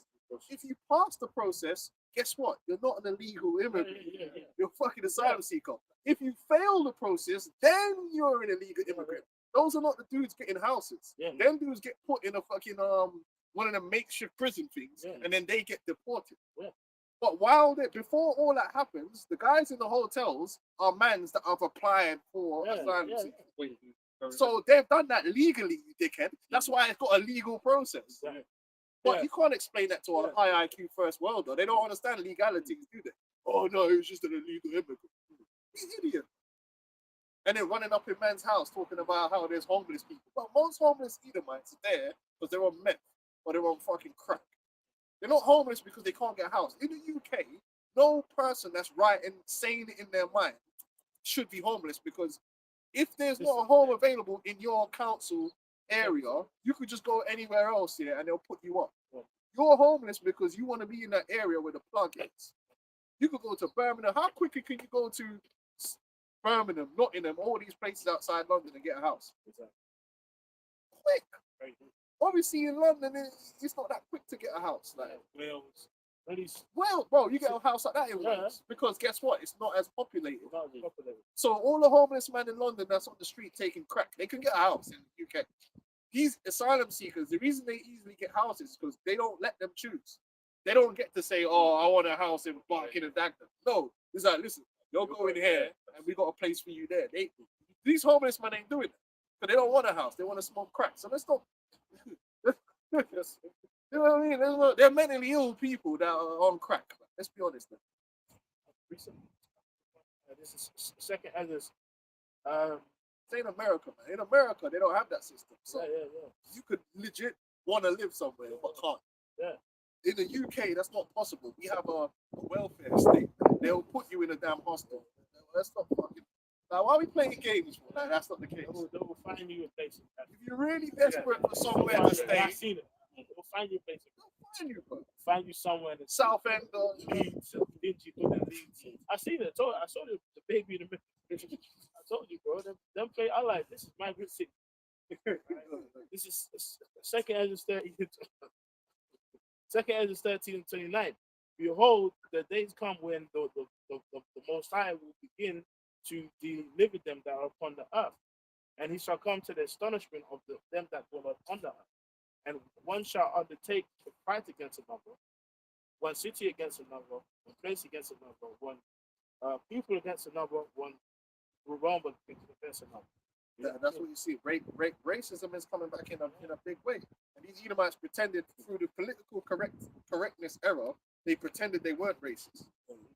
I'm politically correct. I won't use the word nigger. Now they're fighting to use it. Yeah. Now they're like, yeah, I want to use it. Like, now they're doubling down on it and feeling justified to be racist assholes. Yeah. And then they want to blame all their problems on Jake and all the other nations. Like they were just some innocent Edomites helping everyone in the world, and now everybody don't like them. No, you've been the devil. Yeah. The only reason why you're really upset is because your own people have destroyed you. The Chinese took all the money. No, they didn't. Bro, What the fuck is he talking? There was in sweatshops, man. Everybody took all your money. man's looking everywhere except that they're fucking elite. It was you. You and your stupidity has led you to where you are today, man, because you don't know how to look after your brother, man. You're a devil, but now it's the immigrants' fault that you're stupid. And that's really what it is. Stupid. Now you Edomites have started to realize that being an Edomite ain't all it's cracked up to be. Not enough. Because no one is there to basically pander to you. No one cares. In America, you get pistol whipped and shot. Yeah, no one cares. No one cares about you. People don't care about you. Yeah. You turn the Nation don't TV care on, about you. you see Floyd Mayweather with $1 billion diamonds on, and man. you're hurt, bro. Yeah. Because you're like, how is it that in this kingdom, I'm white and I'm down bad, yeah? Like I ain't got a woman. I got to go on OnlyFans and pay some old CFP. Yeah, I'm probably an incel. You know what I'm saying? Yeah. Or gay, right? And then you got this. You see a Jake on the tube with a suit on, like you know what I mean? Yeah. Fucking Anthony Joshua beating up Jake Paul. Yeah. That's over, man. And you're hurt because you feel that this world isn't providing you what you think you deserve. But this is it. This is what you see. These Baconites complaining about these immigrants, right, or whatever, right? Is that they're looking at these immigrants like, oh, they're living in these better places that they're living in. They got houses themselves. These immigrants got houses. The people they're complaining about, it's not them. And it's They got immigrants are houses. not living It's in just better places. Yeah, they're not. But they're actually not. Yeah, but these immigrants really didn't fix it. And I mean, you might that guy what they showed in the video was in obviously like a decent yard that just been renovated. Yeah. That the That's people what who renovated it then could earn money renting it out to the government. Yeah. But go to East Ham or somewhere, yeah. You see these men living in some dingy house, 20 man in a house. What are you talking about? Oh, Men's living in sheds. Like, yeah, like it came out the other day. Like there's people who rent like half a room. yeah, They'll rent a single. doing Deliveroo, bro. Her, 20 man in a room sharing a Deliveroo bike. musty as hell, turn into incense, like because it's very heat in the room, bro. That's how it is. These migrants ain't going nowhere. Yeah, but then when they see a migrant come and they're a doctor now, well, the reason you're not a doctor is because you're an idiot. Yeah.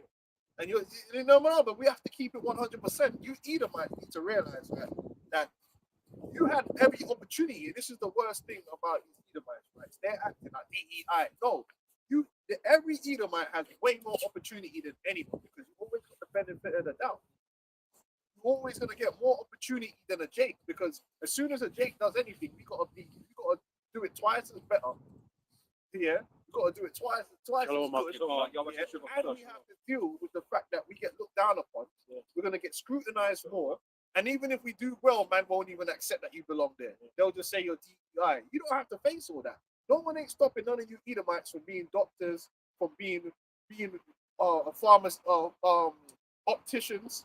Same way Elam goes and becomes opticians. Yeah, no one ain't stopped you from doing it. The problem is that the majority of you Edomites are actually not excellent people. You're actually not intellectuals. You're not smart. You're not good enough. You're mediocre.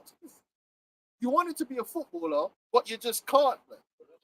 Because you ain't got the genetics to be a footballer, and no one ain't trying to just give you a big title for a job. So you're screwed. Whose fault is this? Yeah. Pull your socks up Yeah, but your boot shut and get on with it, bro. Yep. I have a quick one. Deuteronomy 30:7. And Lord will put all these curses upon thine enemies and on them that hate thee, which pursue thee, persecute. The curses is coming on you, Edomites, and it's gonna get worse. Well, Babylon is Egypt, and Egypt's been cursed as plagues as before. You know? And I sent you the information when I was going into it, the psychological effects of the plagues in Egypt. Bro, you see the whole systematic breakdown. People using their mind, seeing their bodies, personal attack, food, their food supply being harmed. Look, that reminds me of basically these generations of Edomites now hurt because they're not receiving the benefits their grandparents' generation received. They're not getting none of the benefits. They got mental health issues. They're broke. They got relationship problems. Because your time at the top is over. Done. The top species, the top race on the earth is over. You ain't having no babies. Whose fault is that? They try to blame everyone else because you ain't having no babies. Bro. Too scared. You ain't having no youths, bro, and you trying to blame the rest of the world. Who's stopping you from having youths? Oh, the black man ain't taking all the white men. I don't know who told you. There's this pro. I don't know what world you're living in. Bro. There's plenty of white men for you. So why are you not having no babies? Whose fault is that? That's you. You did that. You're the one in the management. Yeah, and bruv, you're natural batty boys, bro. You know what I mean? Especially these bacon Brits. They're batty boys. You know what I mean? You know, these low IQ, baconized Brits. You know, sports holidays. They go and Batty on the weekend, they go do some crazy shit. You know what I mean? You're a natural freaks, man. And you're interested, like me and the brother was doing a video about it, and then we was touching on like the point of ancient Rome, why you know they have the naked statue, then they have like their baby rods, that kind of stuff. But the point was though. But the point was no. Okay, that's crazy. But the point is this. Man come out on the ITV programs. Yeah. TV But basically in ancient Greece, the reason why they were doing that was because them being that style was linked to like them kind of having a higher grade of wisdom. But then if you had like, exactly. So it's like an ancient version of scientific racism. So IQ, high IQ. Yeah. It was an ancient because basically it's like if it sounds crazy, but if you're small, it's like you're more intelligent and more not. Your brain's not in your balls. You're not You giving. know what that sounds like? That sounds like cope. Yeah. That sounds like elite level cope. But you know what's interesting now? We're not ashamed. But now, you know what they say now? People from low IQ are the ones having all the youth. Countries, like i.e. the global south, so the Caribbean, West Coast, all of that, are having more children because they're low IQ. Yeah, that's cool. It's the same shit. It's the same shit. The real truth is because you look at those statues too. They all got they're not manly bodies, but they're boys. Yeah. It's because you like boys. Yeah, that's it. Like with those little peas and smooth skin and things, bro. So little boy, because they're freaks. They're natural freaks. That's why nothing's. That's where you see the man falling in love with cars. Yeah. Guys marrying their car, and then you want to talk about birth rates. Maybe don't marry cars, but you know what I mean. Marrying trees. I have precept. This is into every form of sexual perversion. Yeah. That you could possibly imagine these Edomites are into. You're a woman, bro. It's easy money out here. Yeah. You can make money selling toenail clippings. Farts in a jar. And who do you think buying all that? Edomites, bro. These people ain't fit for purpose. Can I get two, please? Good. This is what? they're disgusting creatures, man. And they'll act like they're not like that. They're the civilized people. No, you're like low level Yeah. scum. Yeah, wearing a gimp suit, freaky ass, Yeah, with a tennis ball in your mouth. freaky ass Eve, bro. Oh, please, sir. Freaky Eve. Yeah, exactly. Yeah. It's Joel 30 verse 1. But now they that are younger than I have me in derision, whose fathers would have disdain to set with the dogs of my flock. Yeah, you're not elite among men. You may have had the supremacy because the creatures of the earth is given into the hand of the wicked, right? But in actual fact here, you are not the elite. You just happen to have that top position and the money and the prestige. So you covered over what you actually are. Yep. And there's a saying on the islands, you could put a pig in a palace, but it still remains a pig. You're really just a pig in a palace. Your heart and everything about you is hedonistic. Even though you try to make it look like you're the people of higher nature, and no, you're not. You're really the people of the lowest. But there's nothing more profane. Yeah. Because your elites are profane. Look at their elite parties, man. Look at the occultism that they're into. Even when you go back to Sadi, remember, you go back to Said Marquis de Sade. Yeah, Marquis de Sade was a nobleman. That's where you get all the sadism. And then when you go back to the 120 Days of Sodom, what was that film about? That film was about Italian elites, noblemen, performing all these foul and foul acts. And then we don't, look at the Epstein thing. What's the Epstein thing supposedly all about? Again, elites doing all these odious works of witchcraft and all this hedonistic behavior. So when you really break it down, they have no elites. They have no people that are noble. Classy, You have no class. You have the pretense of class, and then as soon as they get behind closed doors, them man are in flipping. What's it called? The skull and bones. Yeah. Them man are jerking off in a coffin, blood on each other and shit. Weirdo. Yeah, I have a precept. All right. Wisdom. Then you vote man to be president. Yeah. Okay. Wisdom, chapter 12 and 3. For it was thy will to destroy by the hands of our fathers both those old inhabitants of thy holy land. Right, the history lesson. The Holy Land, which is the land of Israel, was once inhabited by the Canaanites, which is one of the sons of Ham, man.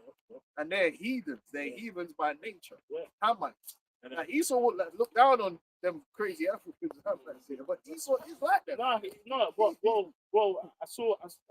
If you watch that documentary piece by Jordan Maxwell and Houston Mullins, they tell you that these elites they're based in witchcraft and ancient.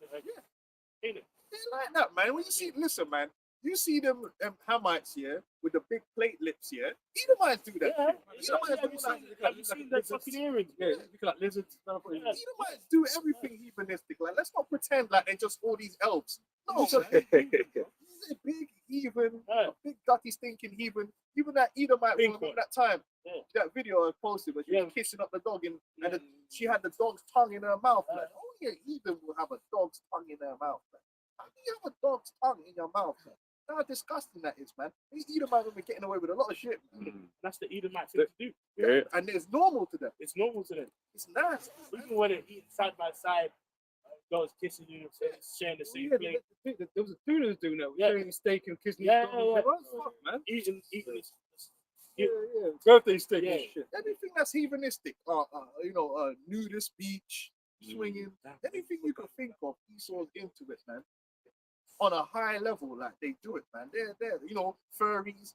Edomites with flipping, pretending they're dogs and sleeping in a kennel and shit, bro. And then they'll turn around and point the finger at other people. No, you Edomites represent the height of heathenism, man. The lowest of the basis of all people was told you.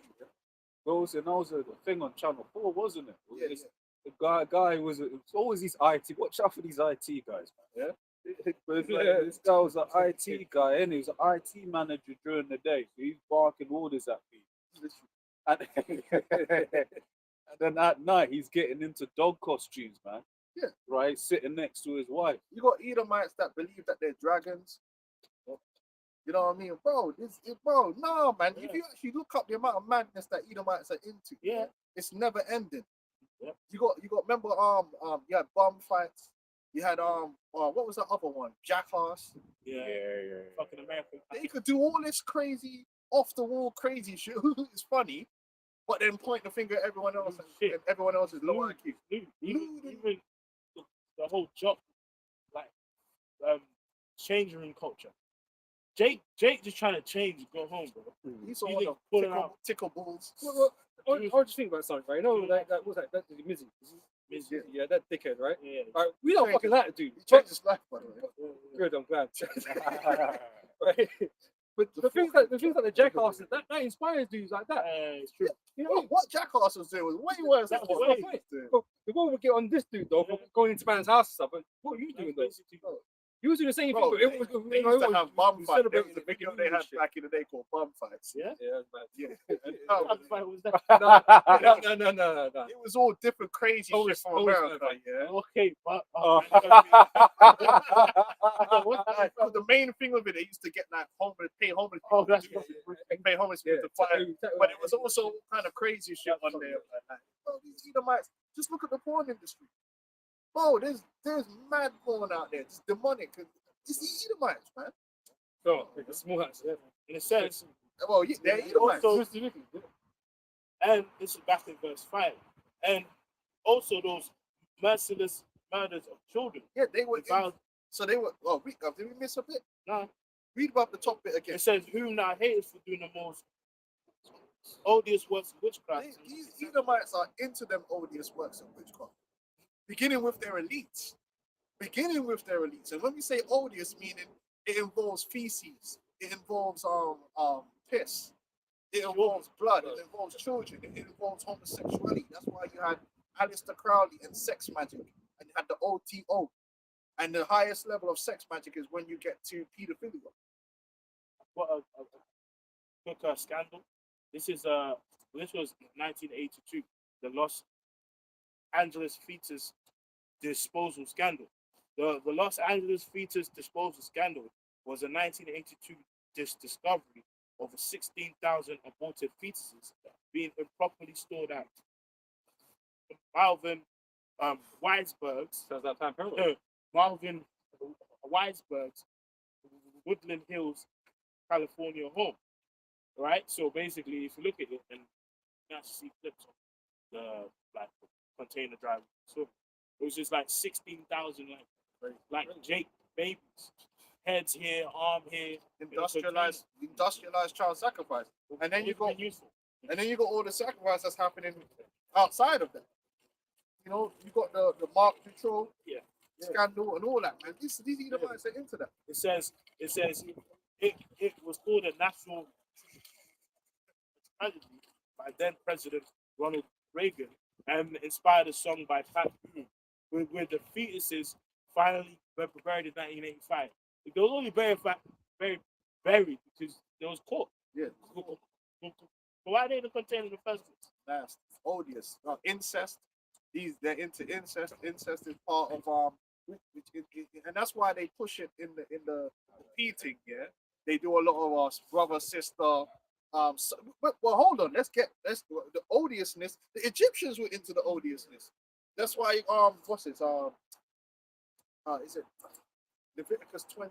Is it 26? Oh yeah. Don't do what after the minute. And then these idiots come and tell you, oh, the Israelites copied the Bible from Egypt. How, my nigga? Bro. They literally said, don't do what the Egyptians do. How's that copied? Them Egyptians were so 1680 God. Them niggas had a festival where they all link up, all the regal authorities, and go to them now and wank. It's just ejaculate into them now. What? I'm serious. All of the elites were link up, standing there and fucking. When Jake link up, which is tricky. Yeah. Bro, they would all link up and go to them now. Intense, bro. Ejaculate into them now. Link up, oh, man. Exactly. Yeah. You know what I'm saying? Yeah, that's no. They were into. no. They were also into the which all these nations. That was part of witchcraft and part of the what separated us from these other nations was our rites and rituals were clean. Their rites and rituals are the opposite. That's why Aleister Crowley, going back to Aleister Crowley, he said, listen, his mission was to do the most odious works of witchcraft possible because that gives you power on the left hand side. So one of the rituals he actually did was he got his woman to have sex with a goat, and then she shat on an altar and he ate it. Odious works of witchcraft. His thing was so odious that he had a bunch of disciples that he took out into the shires with him, and it got so mad that they all left him because man was doing so much freaky deaky madness here that they couldn't take it no more, and they all left him.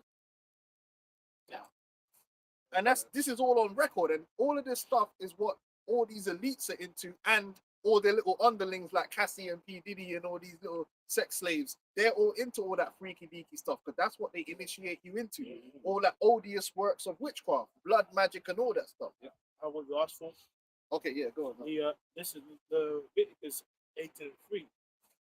After the doings of the land of Egypt, wherein ye dwell, shall ye not do, and after the doings of the land of Canaan, whither I bring you, ye shall not do. Which America's Egypt all over again, by the way. Yeah.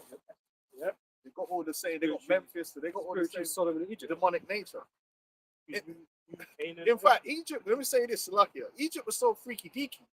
Did you know? Because in the beginning of Rome was kind of very conservative in terms of their traditions and disciplines. Like they were strict in terms of marriages and things of that nature. Rome flipped and went super freaky deaky and wicked. Go on. Now you had a guy. You had what's his name? Was it Octavius? Was it Octavius or? Safe. what like that? Speak up the morals of it. Yeah. Who was it? Was it Octavius. Augustus? Was it Octavius? Yes. Octavius, right? Now you go back into that history. He was like, "Yo, it's too much adultery, I too think much." I think it was Augustus. Was it Augustus? It might have been Augustus, bro. He's on No, his reign, isn't it? He's on his reign. I swear that's part of his name anyway. Yeah, because he tried to clean up the empire. I think it's the same. He person. tried to clean up the empire and bring it back Nah. to morals, basically, yeah?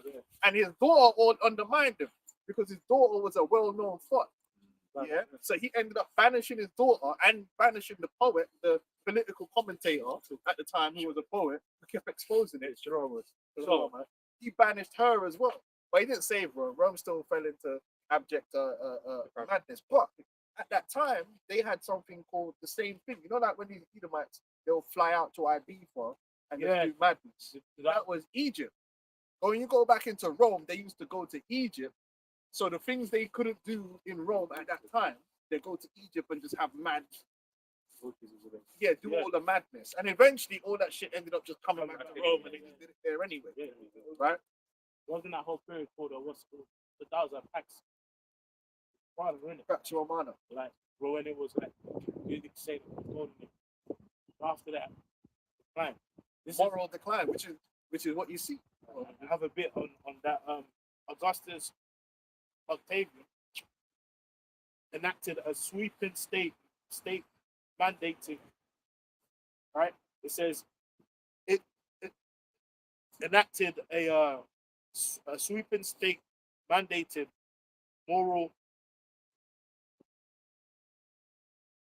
overhaul of Roman society, aiming to reverse what he viewed as the moral decline of the late republic. Now, really, what they wanted to do was put all the wickedness they were doing back behind the closet. Yeah, Just like America today. These right wingers, what they want to do is put Batman-ism back behind the closet. Yeah. But it's still a Batman. Yeah. They wanted to do the Brokeback Mountain. You know, in Brokeback Mountain, the man I got a wife, yeah. But then they go out into the woods and start riding the legs of each other. They wanted to go rent. Yeah. They wanted to go romance in the idea. Because all these right wingers are gay. I don't know who they're all watching all the gay porn and doing all the wickedness and dealing with the trannies, but they want to do all that stuff behind closed doors and have the moral outlook, yeah, to the you know, on the front street. Whereas the left are like, yo, just bring all the trannies and all that out to the front street. That's really the only difference between the left and the right. One wants to keep it in the closet, and one wants to do it out on front street. Again, they'll say we're wrong. And the penitentiary for that. It says this. His reforms focus on reviving traditional Roman virtues, such as piety, more monogamy, right, and family life, right, and basically So you tried to reverse the sexual Yeah. revolution. yeah, which if we keep it real, the Roman Republic itself, like the real first leaders, it wasn't even them, you know, because no. they had So Etruscans. the Christians. But Esau's a natural freak, so his wickedness is still gonna come out because remember Greece, bro, Yeah. which again the Greeks love Egypt, you know? So it's like I said they both had that link. He was multiplied. Finish that one in Leviticus, and then we go back to yeah, evils was multiplied in the earth because Esau is corruption personified, man. Okay, cool. Esau is corruption incarnate, man. Anything he's gonna bring the corruption. That's why he's the wicked. He corrupted sex, man. That's why. Listen, the way these Edomites are, right? If they have a wife, yeah, their thing is, yeah, she ain't a good wife unless they have an anal sex. Yeah. They're the ones that make like they desired it like to that degree that it's like the best wife you could have is the one that is you bone her in the ass, and it's like what the fuck are you doing here? No wonder your birth rate's up. Yeah, it's just in them to be deviant. They have a deviant nature. That's why when they're growing up together. Well, I heard stories. Didn't happen to me, because trust me. First of all, I won't be telling the story. Secondly, I'd probably be dead or in jail because no man can't do this. I heard stories, and this brother knows who I'm talking about. I just can't say no names. I heard stories where them man were together, chilling for a sleepover, and next man have put their rod in next man's mouth, blood, like it's a joke. I'm sure you told me the story before. Man's like, I was like, what? Yeah, man's put his rod in a man's mouth like it's a joke. Bro, that's unthinkable. Bro, first of all, if you did that to a Jake, like that would be an undying war. Yeah. Warfare forever, bro. Man will kill you, bro. Man will go to the kitchen, get a knife, and stab you, bro. Like, no doubt, bro. That's a violation. Beyond, in fact, at first you might even be in shock, like, what? But this is the kind of thing that these Edomites do. But they think it's fun. They think it's funny. They think it's a joke because they got a deviant nature, man. Because who the fuck talking? Where Where'd you even get that from? did you think about this? This is your fucked up mind. They try to grab each other's dicks. Oh, we know, man. Like, we grew up among Edomites, and we know the type of shit that they try to put your trousers down, try to grab your dick and all this. Like, what are you doing, bro? Can't we just kick ball, man? Exactly. No, he's always hit. Oh. Leviticus 18:3 says, after the doings of the land of Egypt wherein ye dwelt, shall ye not do. And after the doings of the land of Canaan, whither I bring you, shall ye not do. So it was both. This sexual depravity, this sexual over-sexualization, because sex has been completely overdone and corrupted in the society. We live in low vibration, and we're exposed to all kind of freakiness, and it's messing up the minds of the youths and what they think is like it's true. Porn is not real sex, but porn is fake. It's a bunch of fucking trafficked women that are getting abused, and they have to make it look like it's enjoyable. And then man watch that and think that's what sex is supposed to be like, and they copy it. It's a lot of humiliation rituals. You know, that's why it could involve piss and spitting. Like, what the hell? You start spitting on a woman. Like, what are we doing here? But spit in her face. Like, when did that come in? All that shit come from porn. No one ain't ever got with a woman and said, you know what I really want to do? I really want to just spit in her face. And piss in her mouth or something. The base of What are we doing? That's just humiliation rituals, man.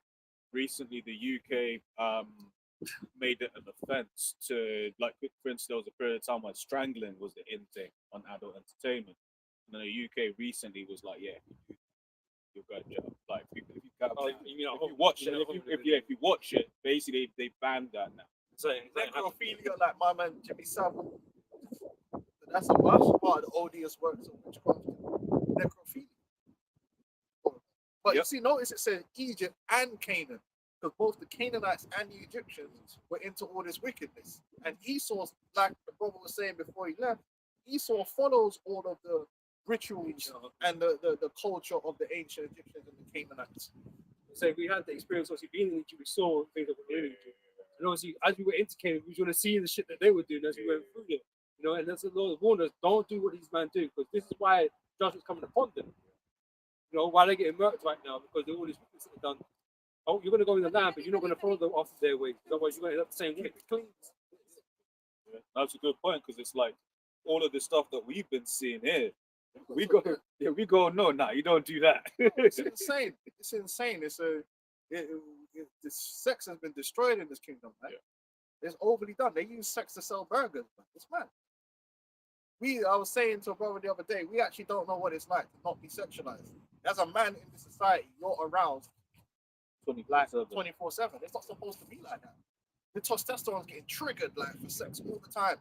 Whereas testosterone is a hormone that's actually not just for sex, it's also for motivation and mental clarity and focus. But you can't even use it for that, because you walk down the street, there's leggings, there's a poster, a gal with their breast out, there's the everything is pushing sex into your mind in this kingdom, and it's by design. It's to lower your vibration. That's true. And then they add in all the freakiness, and then man are just lost out here doing madness. Yeah. You know what I'm saying? Go on. Yeah. So it says, neither shall you walk in their ordinances. After the rituals and their rites that they have. Even that's wickedness, because toys is what, as far as I know, toys is for children. So the man can't even about sex toys. And why do you need a sex toy for? And then you go in the shop and there's bare toys. What's going on? You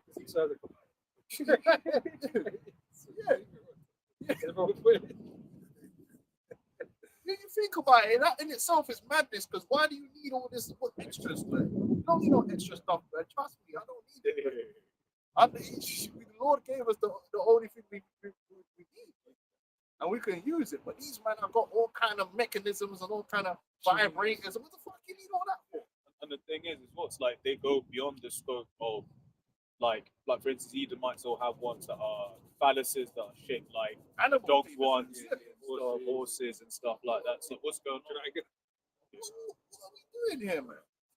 So, blood, like I always say, we don't play with gal, you know, blood. Man, come with this plating, blood. Man, play with children, blood. Don't play with gal, blood. How you mean, blood? Sex toy, blood. This was just corrupted, and all that stuff. You can find sex toys going back to Egypt, going back to Rome, and all these places. I need a bumper class sex toy. Anyway. So even the Germans had an issue with the small hats that were comments like pushing all that stuff. Yeah. So you know it's them. I even know the Germans they Edomites as well. Amalek is the worst of them. Yeah, Amalek is definitely the conduit to bring that in. That's what who your elites are, and they're the ones that bring this shit down to you, man. You know, push it out there like crack in the streets, man. Hey, the sexual revolution, nasty. Yeah. Yep. So, in Wisdom 12, read from 4 again. Whom thou hatest for doing the most odious works of witchcrafts and wicked sacrifices, and also those mercy. Wicked sacrifice counts sacrificing unclean animals even unto the people, sacrificing virgins. You know what I'm saying? So like an Eminem ticket, sacrificing virgins and sacrificing children and all these different things which these elites do. Go on. Yep. It says, and also those merciless murderers of children and devourers of man's flesh. Cannibalism. Kind of vampirism, the drinking of blood. Yeah, that's a real thing. That's why they love that genre. The vampire genre is a real.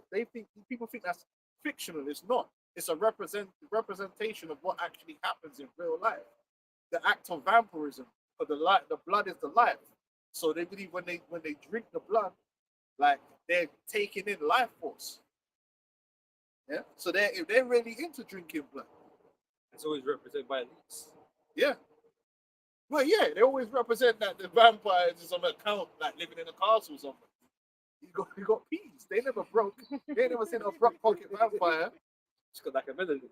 Even in Blade, all the vampires had peas, and they had the government connections and all that. They got the old money. They got the old money that they're showing you there. But obviously, that don't mean they could fly through the sky and you know what I mean. Like they got facts. They are leeches.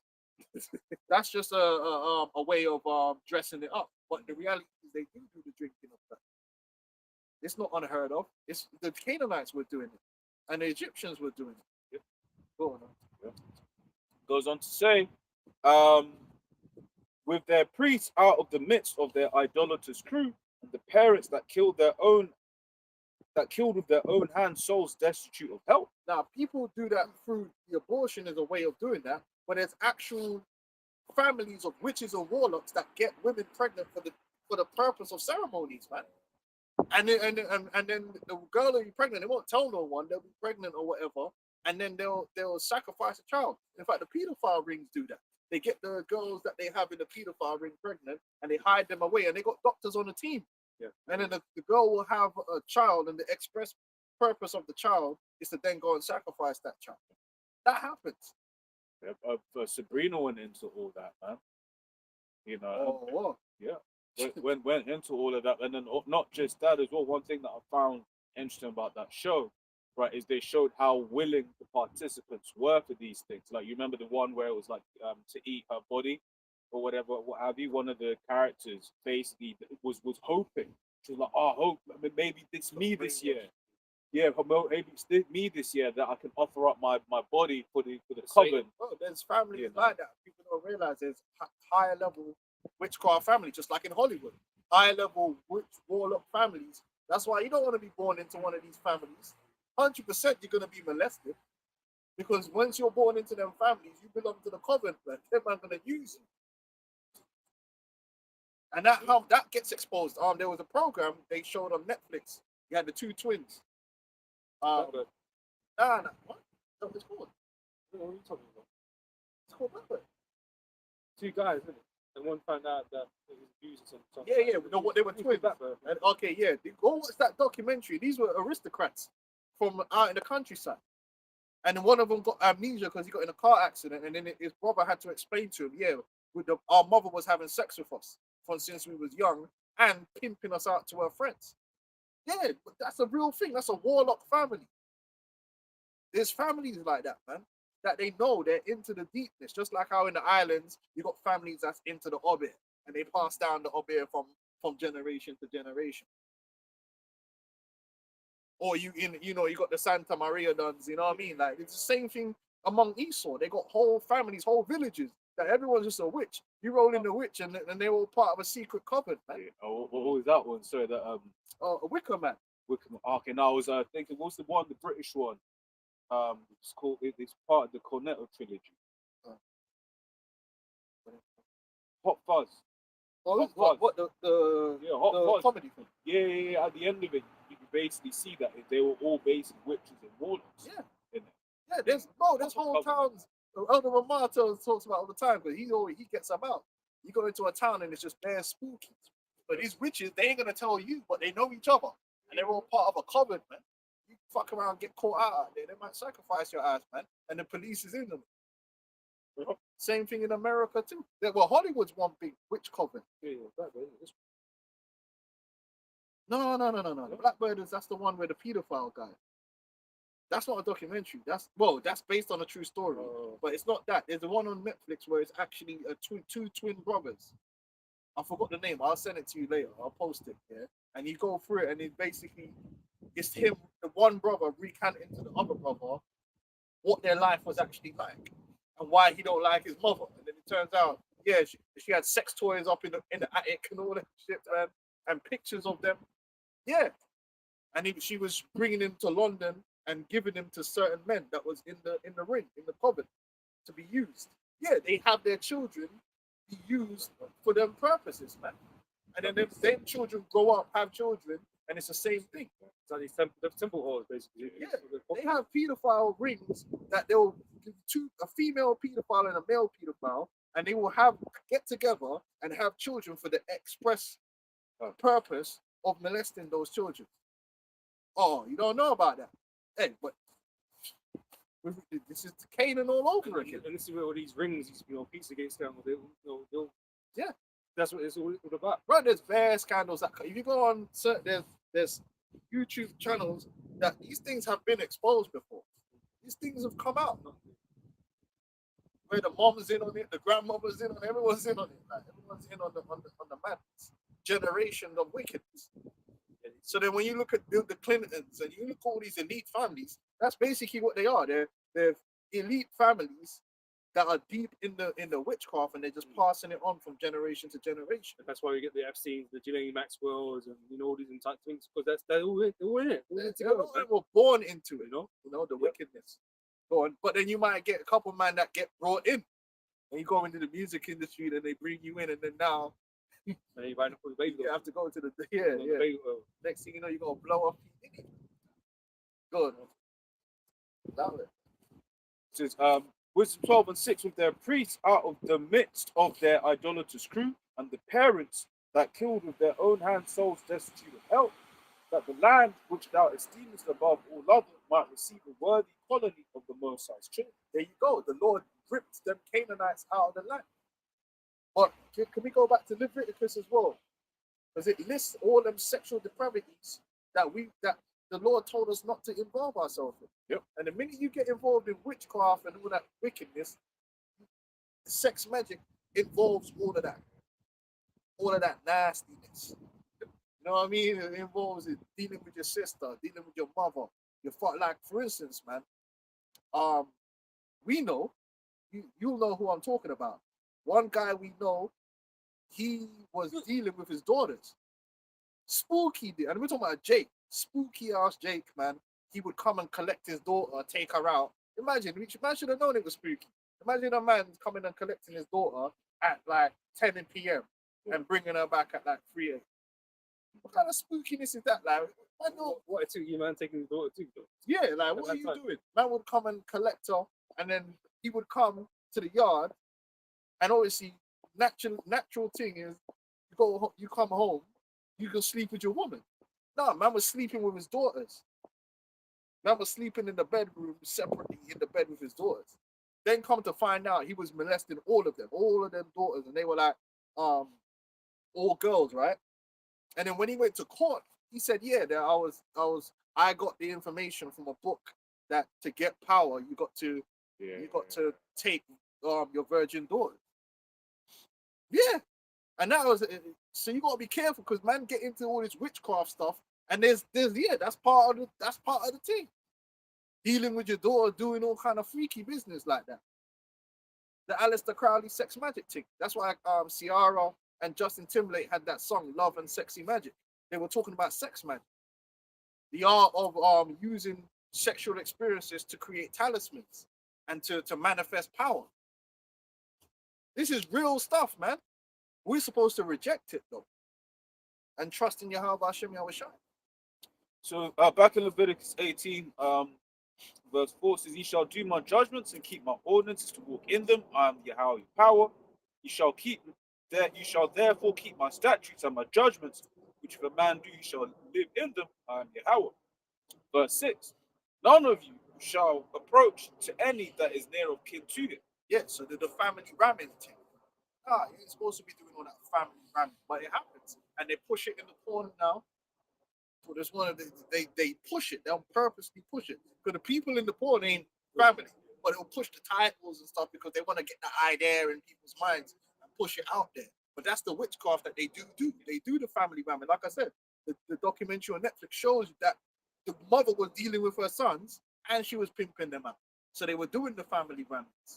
You think what that's going to be doing to someone's mind? Oh, you might be a young child watching, and the next thing you look at your mum one day and you're like, ooh. But that's because them demons have been put on Satan. Good, man. That's the thing. It's like these people in the world, they don't understand when demons are jumping on them. No. So it's like obviously not on that stuff, but like they just think it's a feeling. Yeah.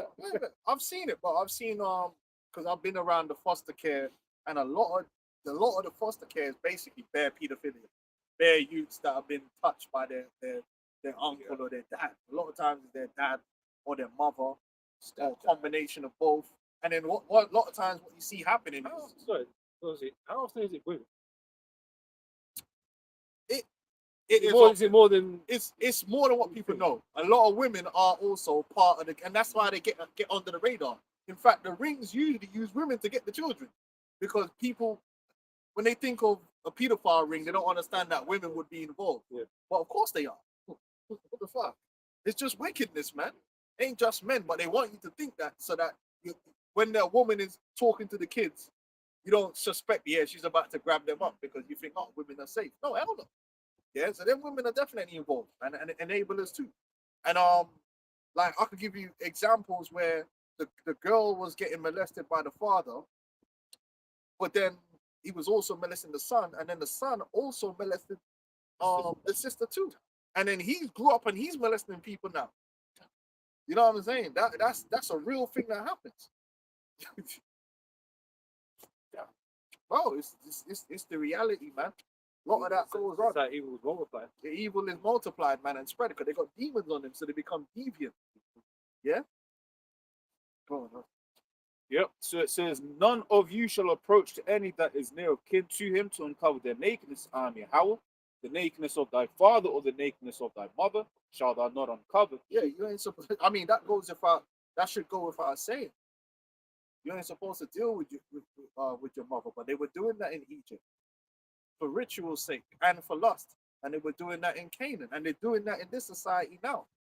A lot of that is going down. Well, Yeah, so it says, thou shalt not uncover, she is thy mother, thou shalt not uncover her nakedness. The nakedness of thy father's wife shalt thou not uncover. It is thy you see father's that? nakedness. That's one of the stepmother thing. That's one of the famous things. Go on.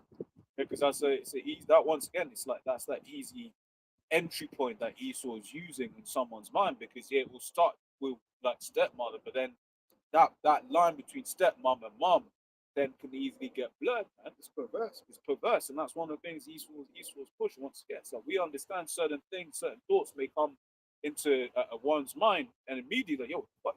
Shoot them demons. But these guys will get overtaken by them demons, man. I say they can cover all these fucking technicalities and shit, but it's still adultery at the end of the day. You're still covering that adultery, yeah. You know what I mean? But you know, these people trying to find avenues over. It's not it's not my mode. Exactly. It don't matter, really. Ultimately, you still committing adultery. Well, they used to do that even on a soft note, on a soft level. You should do that in these programs. Oh, the stepmom's hot. Yeah. They're sowing that seed, you know, in the mind. Go on. Yeah. It says, the nakedness of thy sister, the daughter of thy father, or daughter of thy mother, whether she be born at home or born abroad, even their nakedness thou shalt not uncover. It's like I was laughing because it was like the scripture's like, nah, don't try to use no technicality. It's your sister, right? The sibling thing can't run. It don't matter if you didn't grow up in the house with her. Exactly. That's happening amongst these elites. Yeah. In fact, half of them man were marrying each other. Yeah. Incest, like the Daltons and all these man, and that's why they ended up with a bunch of the queen and them have got retarded cousins, man. Yeah. Should I use that word? The queen and them are known to have a bunch of cousins that's just hidden away from public eye that are just, you know, because they did a lot of inbreeding, man. Yeah, because I think that's the Habsburg Joe, if I remember correctly. One, you know, see a lot of them old paintings of like European aristocracy have that funny jaw. That was because they were all. Well, they were doing that in Egypt. Yeah. They were brother and sister together marrying. There was a pharaoh that married his mother. Nasty word. Yeah. So it says, the nakedness of thy son's daughter or of thy daughter's daughter, even their nakedness thou shalt not uncover, for theirs is thine own nakedness. What's that? Son's daughter? That niece? It's a grand. It's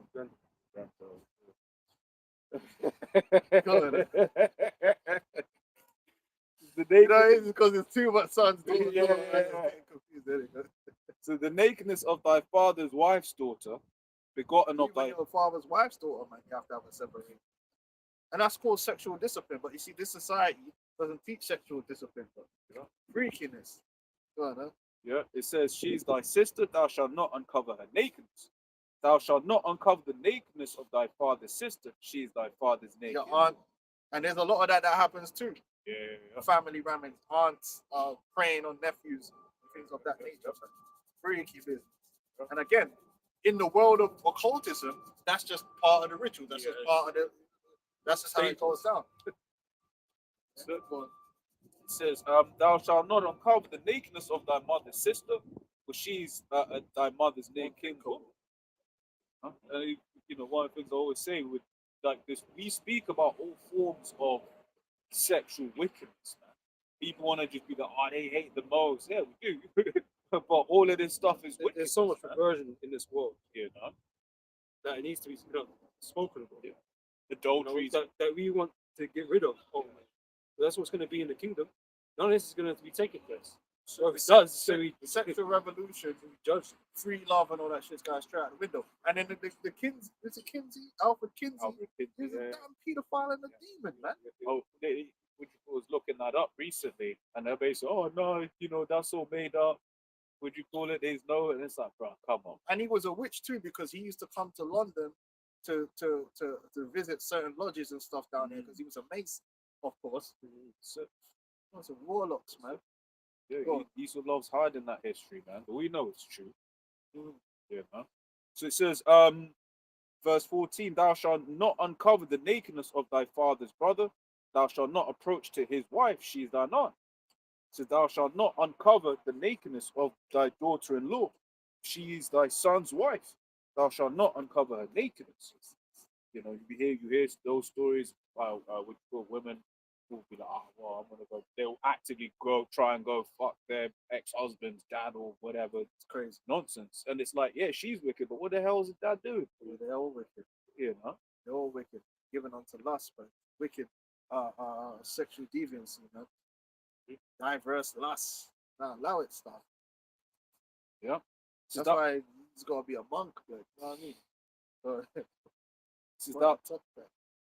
Thou shalt not uncover the nakedness of thy brother's wife, it is thy brother's nakedness. Thou shalt not uncover the nakedness of a woman and her daughter. Yeah, you ain't supposed. That happens a lot. And especially Right. if you got the situation now with these mixed families where men are coming in to families that already exist. Just on a normal, not even on a witchcraft level, just lust. Jake could Jake do this. Jake could go in, deal with a woman, and catch feelings for the daughter. Because the daughter is obviously the younger, kitted out version. You know what I mean? So then man can't hold it down, and they try and touch the daughter. Happens all the time. You can't be greedy. Pick one. That's why certain men say they don't even want to deal with the woman if she's got daughters, but they don't want to put themselves in that situation. That's why you should live with your own daughters, man. You know, we don't live no one other brother's daughter, man. But that happens a lot, man. Go deal with the woman, and then they catch feelings for the daughter. Well, you're not supposed to do that, man. Yeah, that's wicked. Yep. So it says, thou shalt not uncover the nakedness of a woman. And the mother will all turn a blind eye to it because she don't want to lose her, man, and then come on, like, beat the girl, because you're jealous of her. Hey, it's true. It's true. It happens like that sometimes. The mother fully fucking knows, but she'll chastise the daughter because she don't want to lose the man. She'll rather, she's in denial. It happens all the time. And I saw one video, she came, exposed her mother at church. Says that you knew the whole time. You knew the man was doing this. Yeah, it happens, bro. Don't think, man. What kind of freakiness is happening up there? You might as well close their curtains. You ever notice that? Edomites as well, you go to these rich areas and Edomites don't even have lace curtains. Yeah. What kind of madness is this? I can't be in my yard and not have lace. You know what I mean? I'm not looking into my yard. Freaky ass Edomites. Anyway, go on. Yep. It says, neither shall thou take her son's daughter or her daughter's daughter to uncover her nakedness, for they are her naked woman. It is wickedness. So this is all the thing that were happening in Egypt and in Canaan. Go on. Yep. Neither shall thou take a wife to her sister to vex her, to uncover her nakedness beside the other in her lifetime. And thou shalt not approach unto a woman to uncover her nakedness as long as she is put apart from her clean. That's another thing now. That's part of the witchcraft too. Man wanting to have sex on the period and that. They use the period body witchcraft too. And Yeah. it's like, and they straight up lie because they love being like, oh, but that's when she's the most aroused. It's like, no, it's not true. That's like The most aroused when they are after the Ovulate. week after. Yeah, the week after. Yeah. When you've been around a chick when she's ovulating, man, you'd be like, yo, who's this person, man? You'd be trying to do your work. Like, oh, shit. Yeah, so that's wickedness. You ain't supposed to do that, man. It's uncleanliness. But the witchcraft, and wickedness, and uncleanliness, It's all about yeah, it goes hand in hand. what's what the most odious is, most wicked, that's vile. Disgusting. So it says, verse 20 says, moreover, thou shalt not lie kindly with thy neighbor's wife to defile thyself with her, and thou shalt not let any of thy seed pass through the fire to Molech. Sacrifice. So you see, these are all the things that we was reading about in Wisdom of Solomon. Sacrifice, sexual immorality. These are all the things that the Canaanites was into, even on a ritualistic level, same with the Egyptians. And in this society, people are into it, but then it's also on a ritualistic level. Because some people are doing these things, but they don't, because they're just doing them. But then you got the elites and other people that are doing it ritualistic. Yeah? Yep. They're in the rituals, for instance, they call the anus of a boy the key of David. So there is a ritualistic nature to pedophilia when you get to that elite level. But then you might just get a guy that's just a pedophile. And he doesn't understand the ritualistic nature. He just does it because of his lust. But then you get men that are doing it ritualistic. So they know how, how to do the operates. Says, and thou shalt not let any of thy seed pass through the fire to Molech, neither shalt thou profane the name of thy power. I am Yahweh. Right, and I'm sure it's going to go on to mention Batmanism, lesbianism, and all them isms there. Yeah. And again, all those things are also part of witchcraft.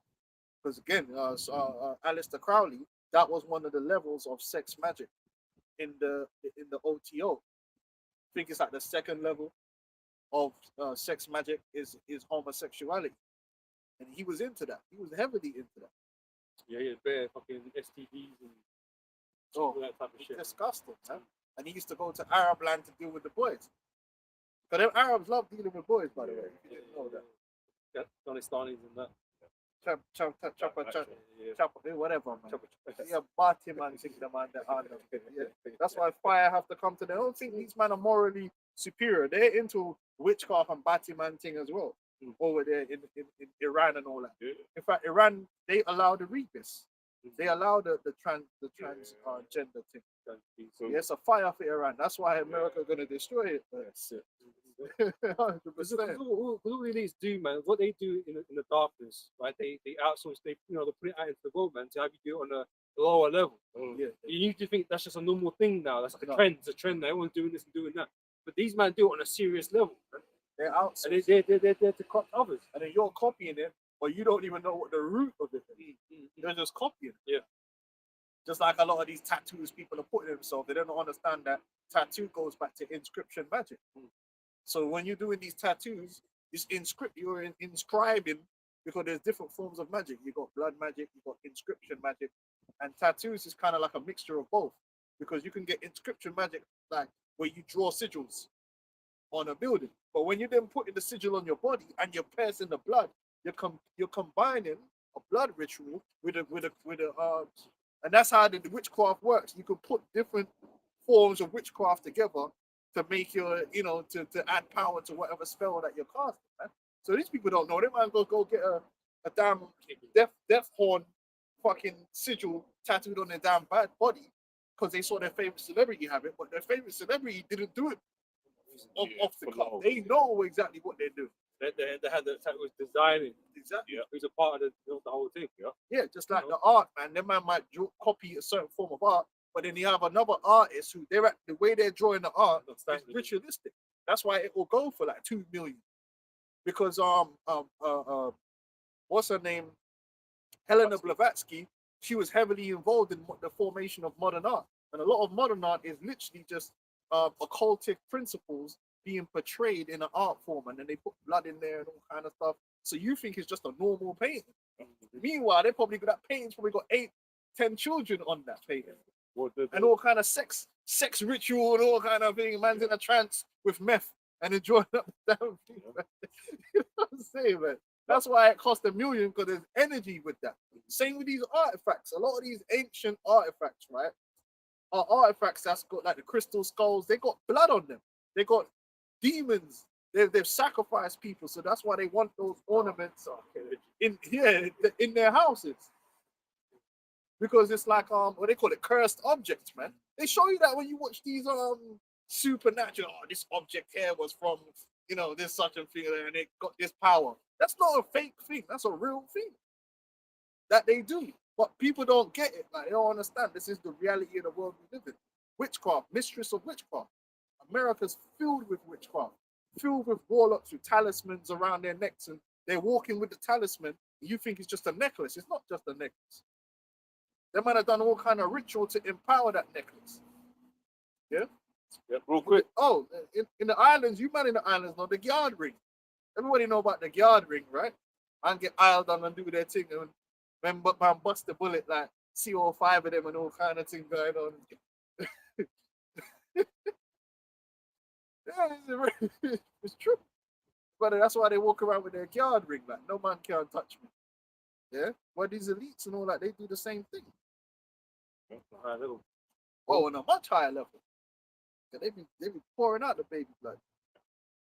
Real quick, Exodus 22:18, thou shalt not suffer a witch to live.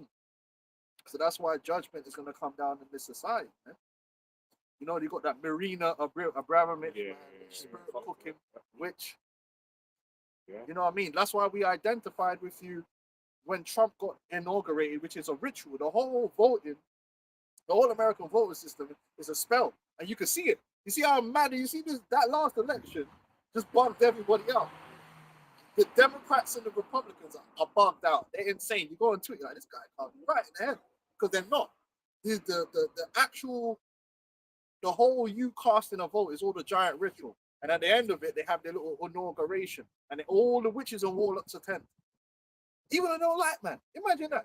That man said, Obama was, if Trump gets elected, it's the end of America. Meanwhile, man's are getting inaugurated. Man's there. Like, what's up, homie? Yeah. You know what I mean? They're like, congratulations. And they're all sitting there, all in a formal. Yeah, because they have to be there because they're high level witches and warlocks too.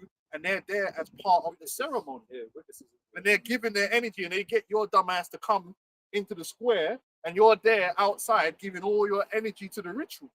The whole thing is designed to gather up your energy. And they were inside under the rotunda, underneath George Washington and all the Roman gods, getting inaugurated.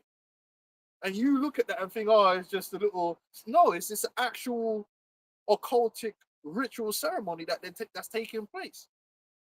Yeah. What one of the elders looked into that word vote, it basically goes into vow. You know, so these people when they vote and they're making a vow, you know, into the system, right? Well, the scripture speaks about back in Rome, they give their power over to one man. That's what you're doing. You're vowing, you're giving authority to this man to rule you, basically. Yeah, even if you didn't vote for it, because when you put that vote in, the agreement is that whoever wins the vote is the right. Honor it. So you all, in essence, you all voted for it. All right. Yeah, they're all demons, man. Trump is a witch, and there's a lot of things in the Oval Office. There's a lot of things on books that I forgot the thing, but they found one of the books he had on the table was a witchcraft book. Right. But they're all demons, man. And they didn't show on purpose. Yeah. They just leave it there. Just leave it there for you to see. Yeah, because someone to catch is like, they're playing both sides all the damn fucking time. And then man will ignore. When you ignore that now, you're demoralized because you're ignoring the fact that these men are warlocks. And even the orange bronzer is because he's meant to represent Osiris. The sun, not Osiris, is it Osiris or Ra, the sun god?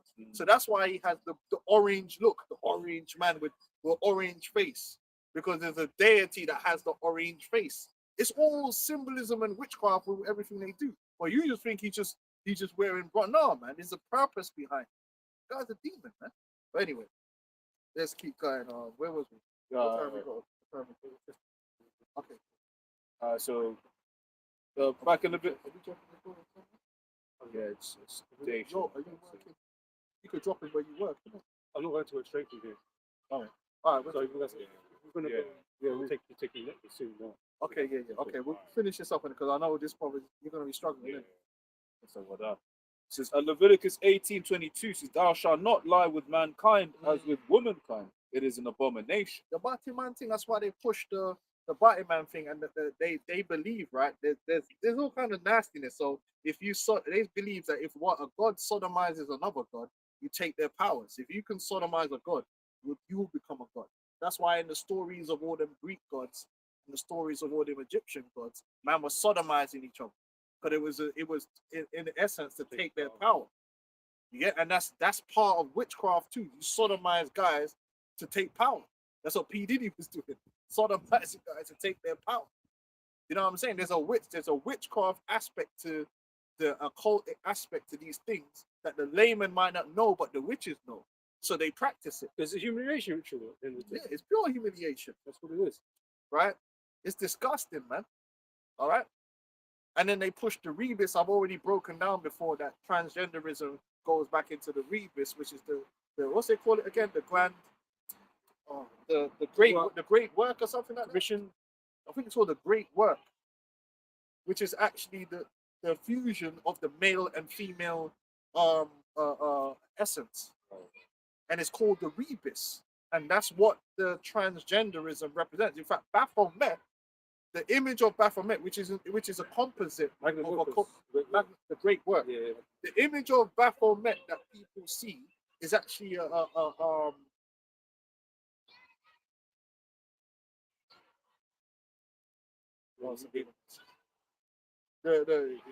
the image of Baphomet is actually a lot of occultic symbolism put into one image. So that's why it's got the light of Lucifer on it. It's got the caduceus. It's got the as above and so below, and it's got the female and the male parts, but also the beast part. Yeah. So the Baphomet represents the rebus, and then you see them pushing the rebus out there in the medical industry. What's the symbol in the medical industry? The caduceus. So it's them guys that are doing it are really witches and warlocks, but they're not going to tell you that. They're not going to come out and say, "Oh, the reason we're investing all this money in the research and how to do this is because we're doing the magnum opus." They're going to tell you, "Oh, it's some bullshit story." And then when you go back and you watch, like, for instance, them first kids that they put on the TV, like, what's the name? What's that dude's name again? Jay? It was one famous one, and they had a whole program about him or her. I don't even know what to say. And if you watch that program, even in that, like, the psychologist that was working with another group of demons, witches and Freemasons, the psychologist, there was a point in the program where she was getting to the point where she was going to go on these blockers, the pharmakia, to turn him or whatever into a girl when it's really a boy. And then there was a point where he got depressed. And then when he went to the psychologist, the psychologist said it. She actually told the truth. She said, "Listen, the reason you're depressed is because when you were like 5 and 6, it was easy for you as a boy to say you're a girl because your brain doesn't even know what that means." You know what I'm saying? When you're a child, these concepts are not realized in your brain. So of course, a child could believe they're Spider-Man and they got wings, and what they're saying doesn't even mean anything to them. They don't understand. It's a concept. Like, you could tell a 3-year-old that's my dad. What does a child know about what a dad is?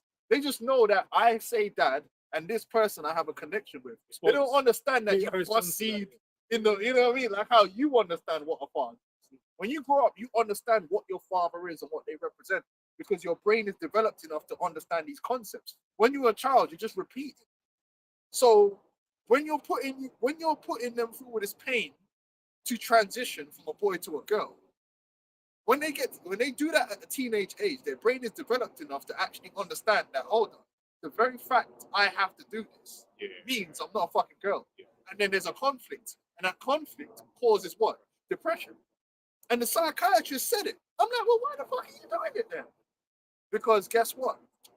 Him and his family, they're witches, man. And this is what people don't realize, that a lot of these people are in a particular position. You see them on TV. It's not an accident. His parents are witches, and he was selected, like the brother said earlier, for this particular position to be put on TV as the poster boy of transgenderism. I think the name of him was Jane,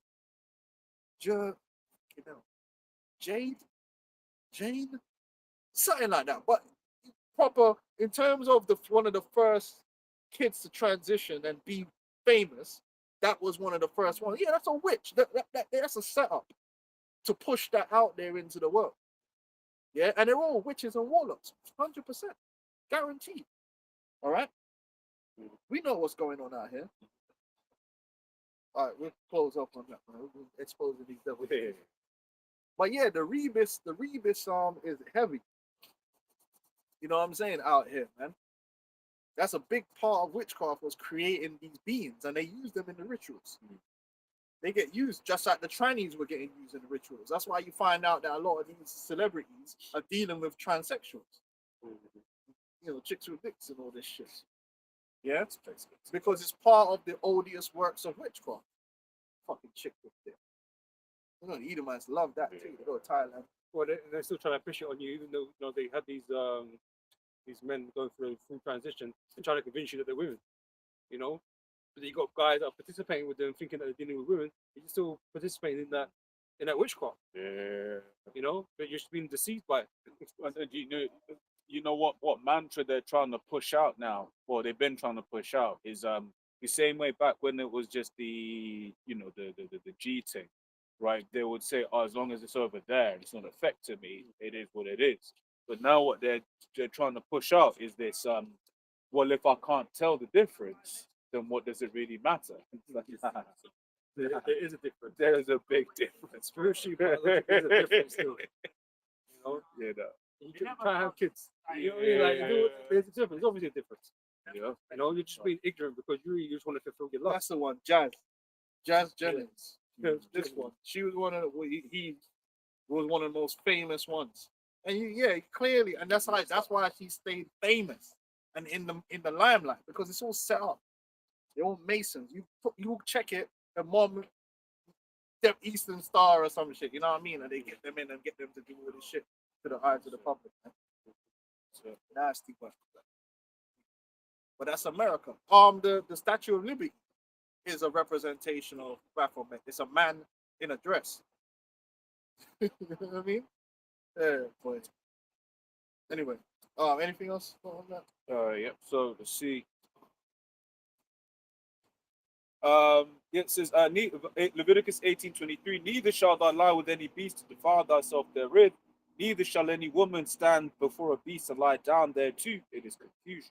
So they pushed that out there. Oh, bestiality. So then you said it. That's what we said earlier with Aleister Crowley had his woman lay with the goat. That's mad. You know, mad thing. You know, yeah. Right. That's why we gotta get the hell out of here, man. This place is foul. It's disgusting.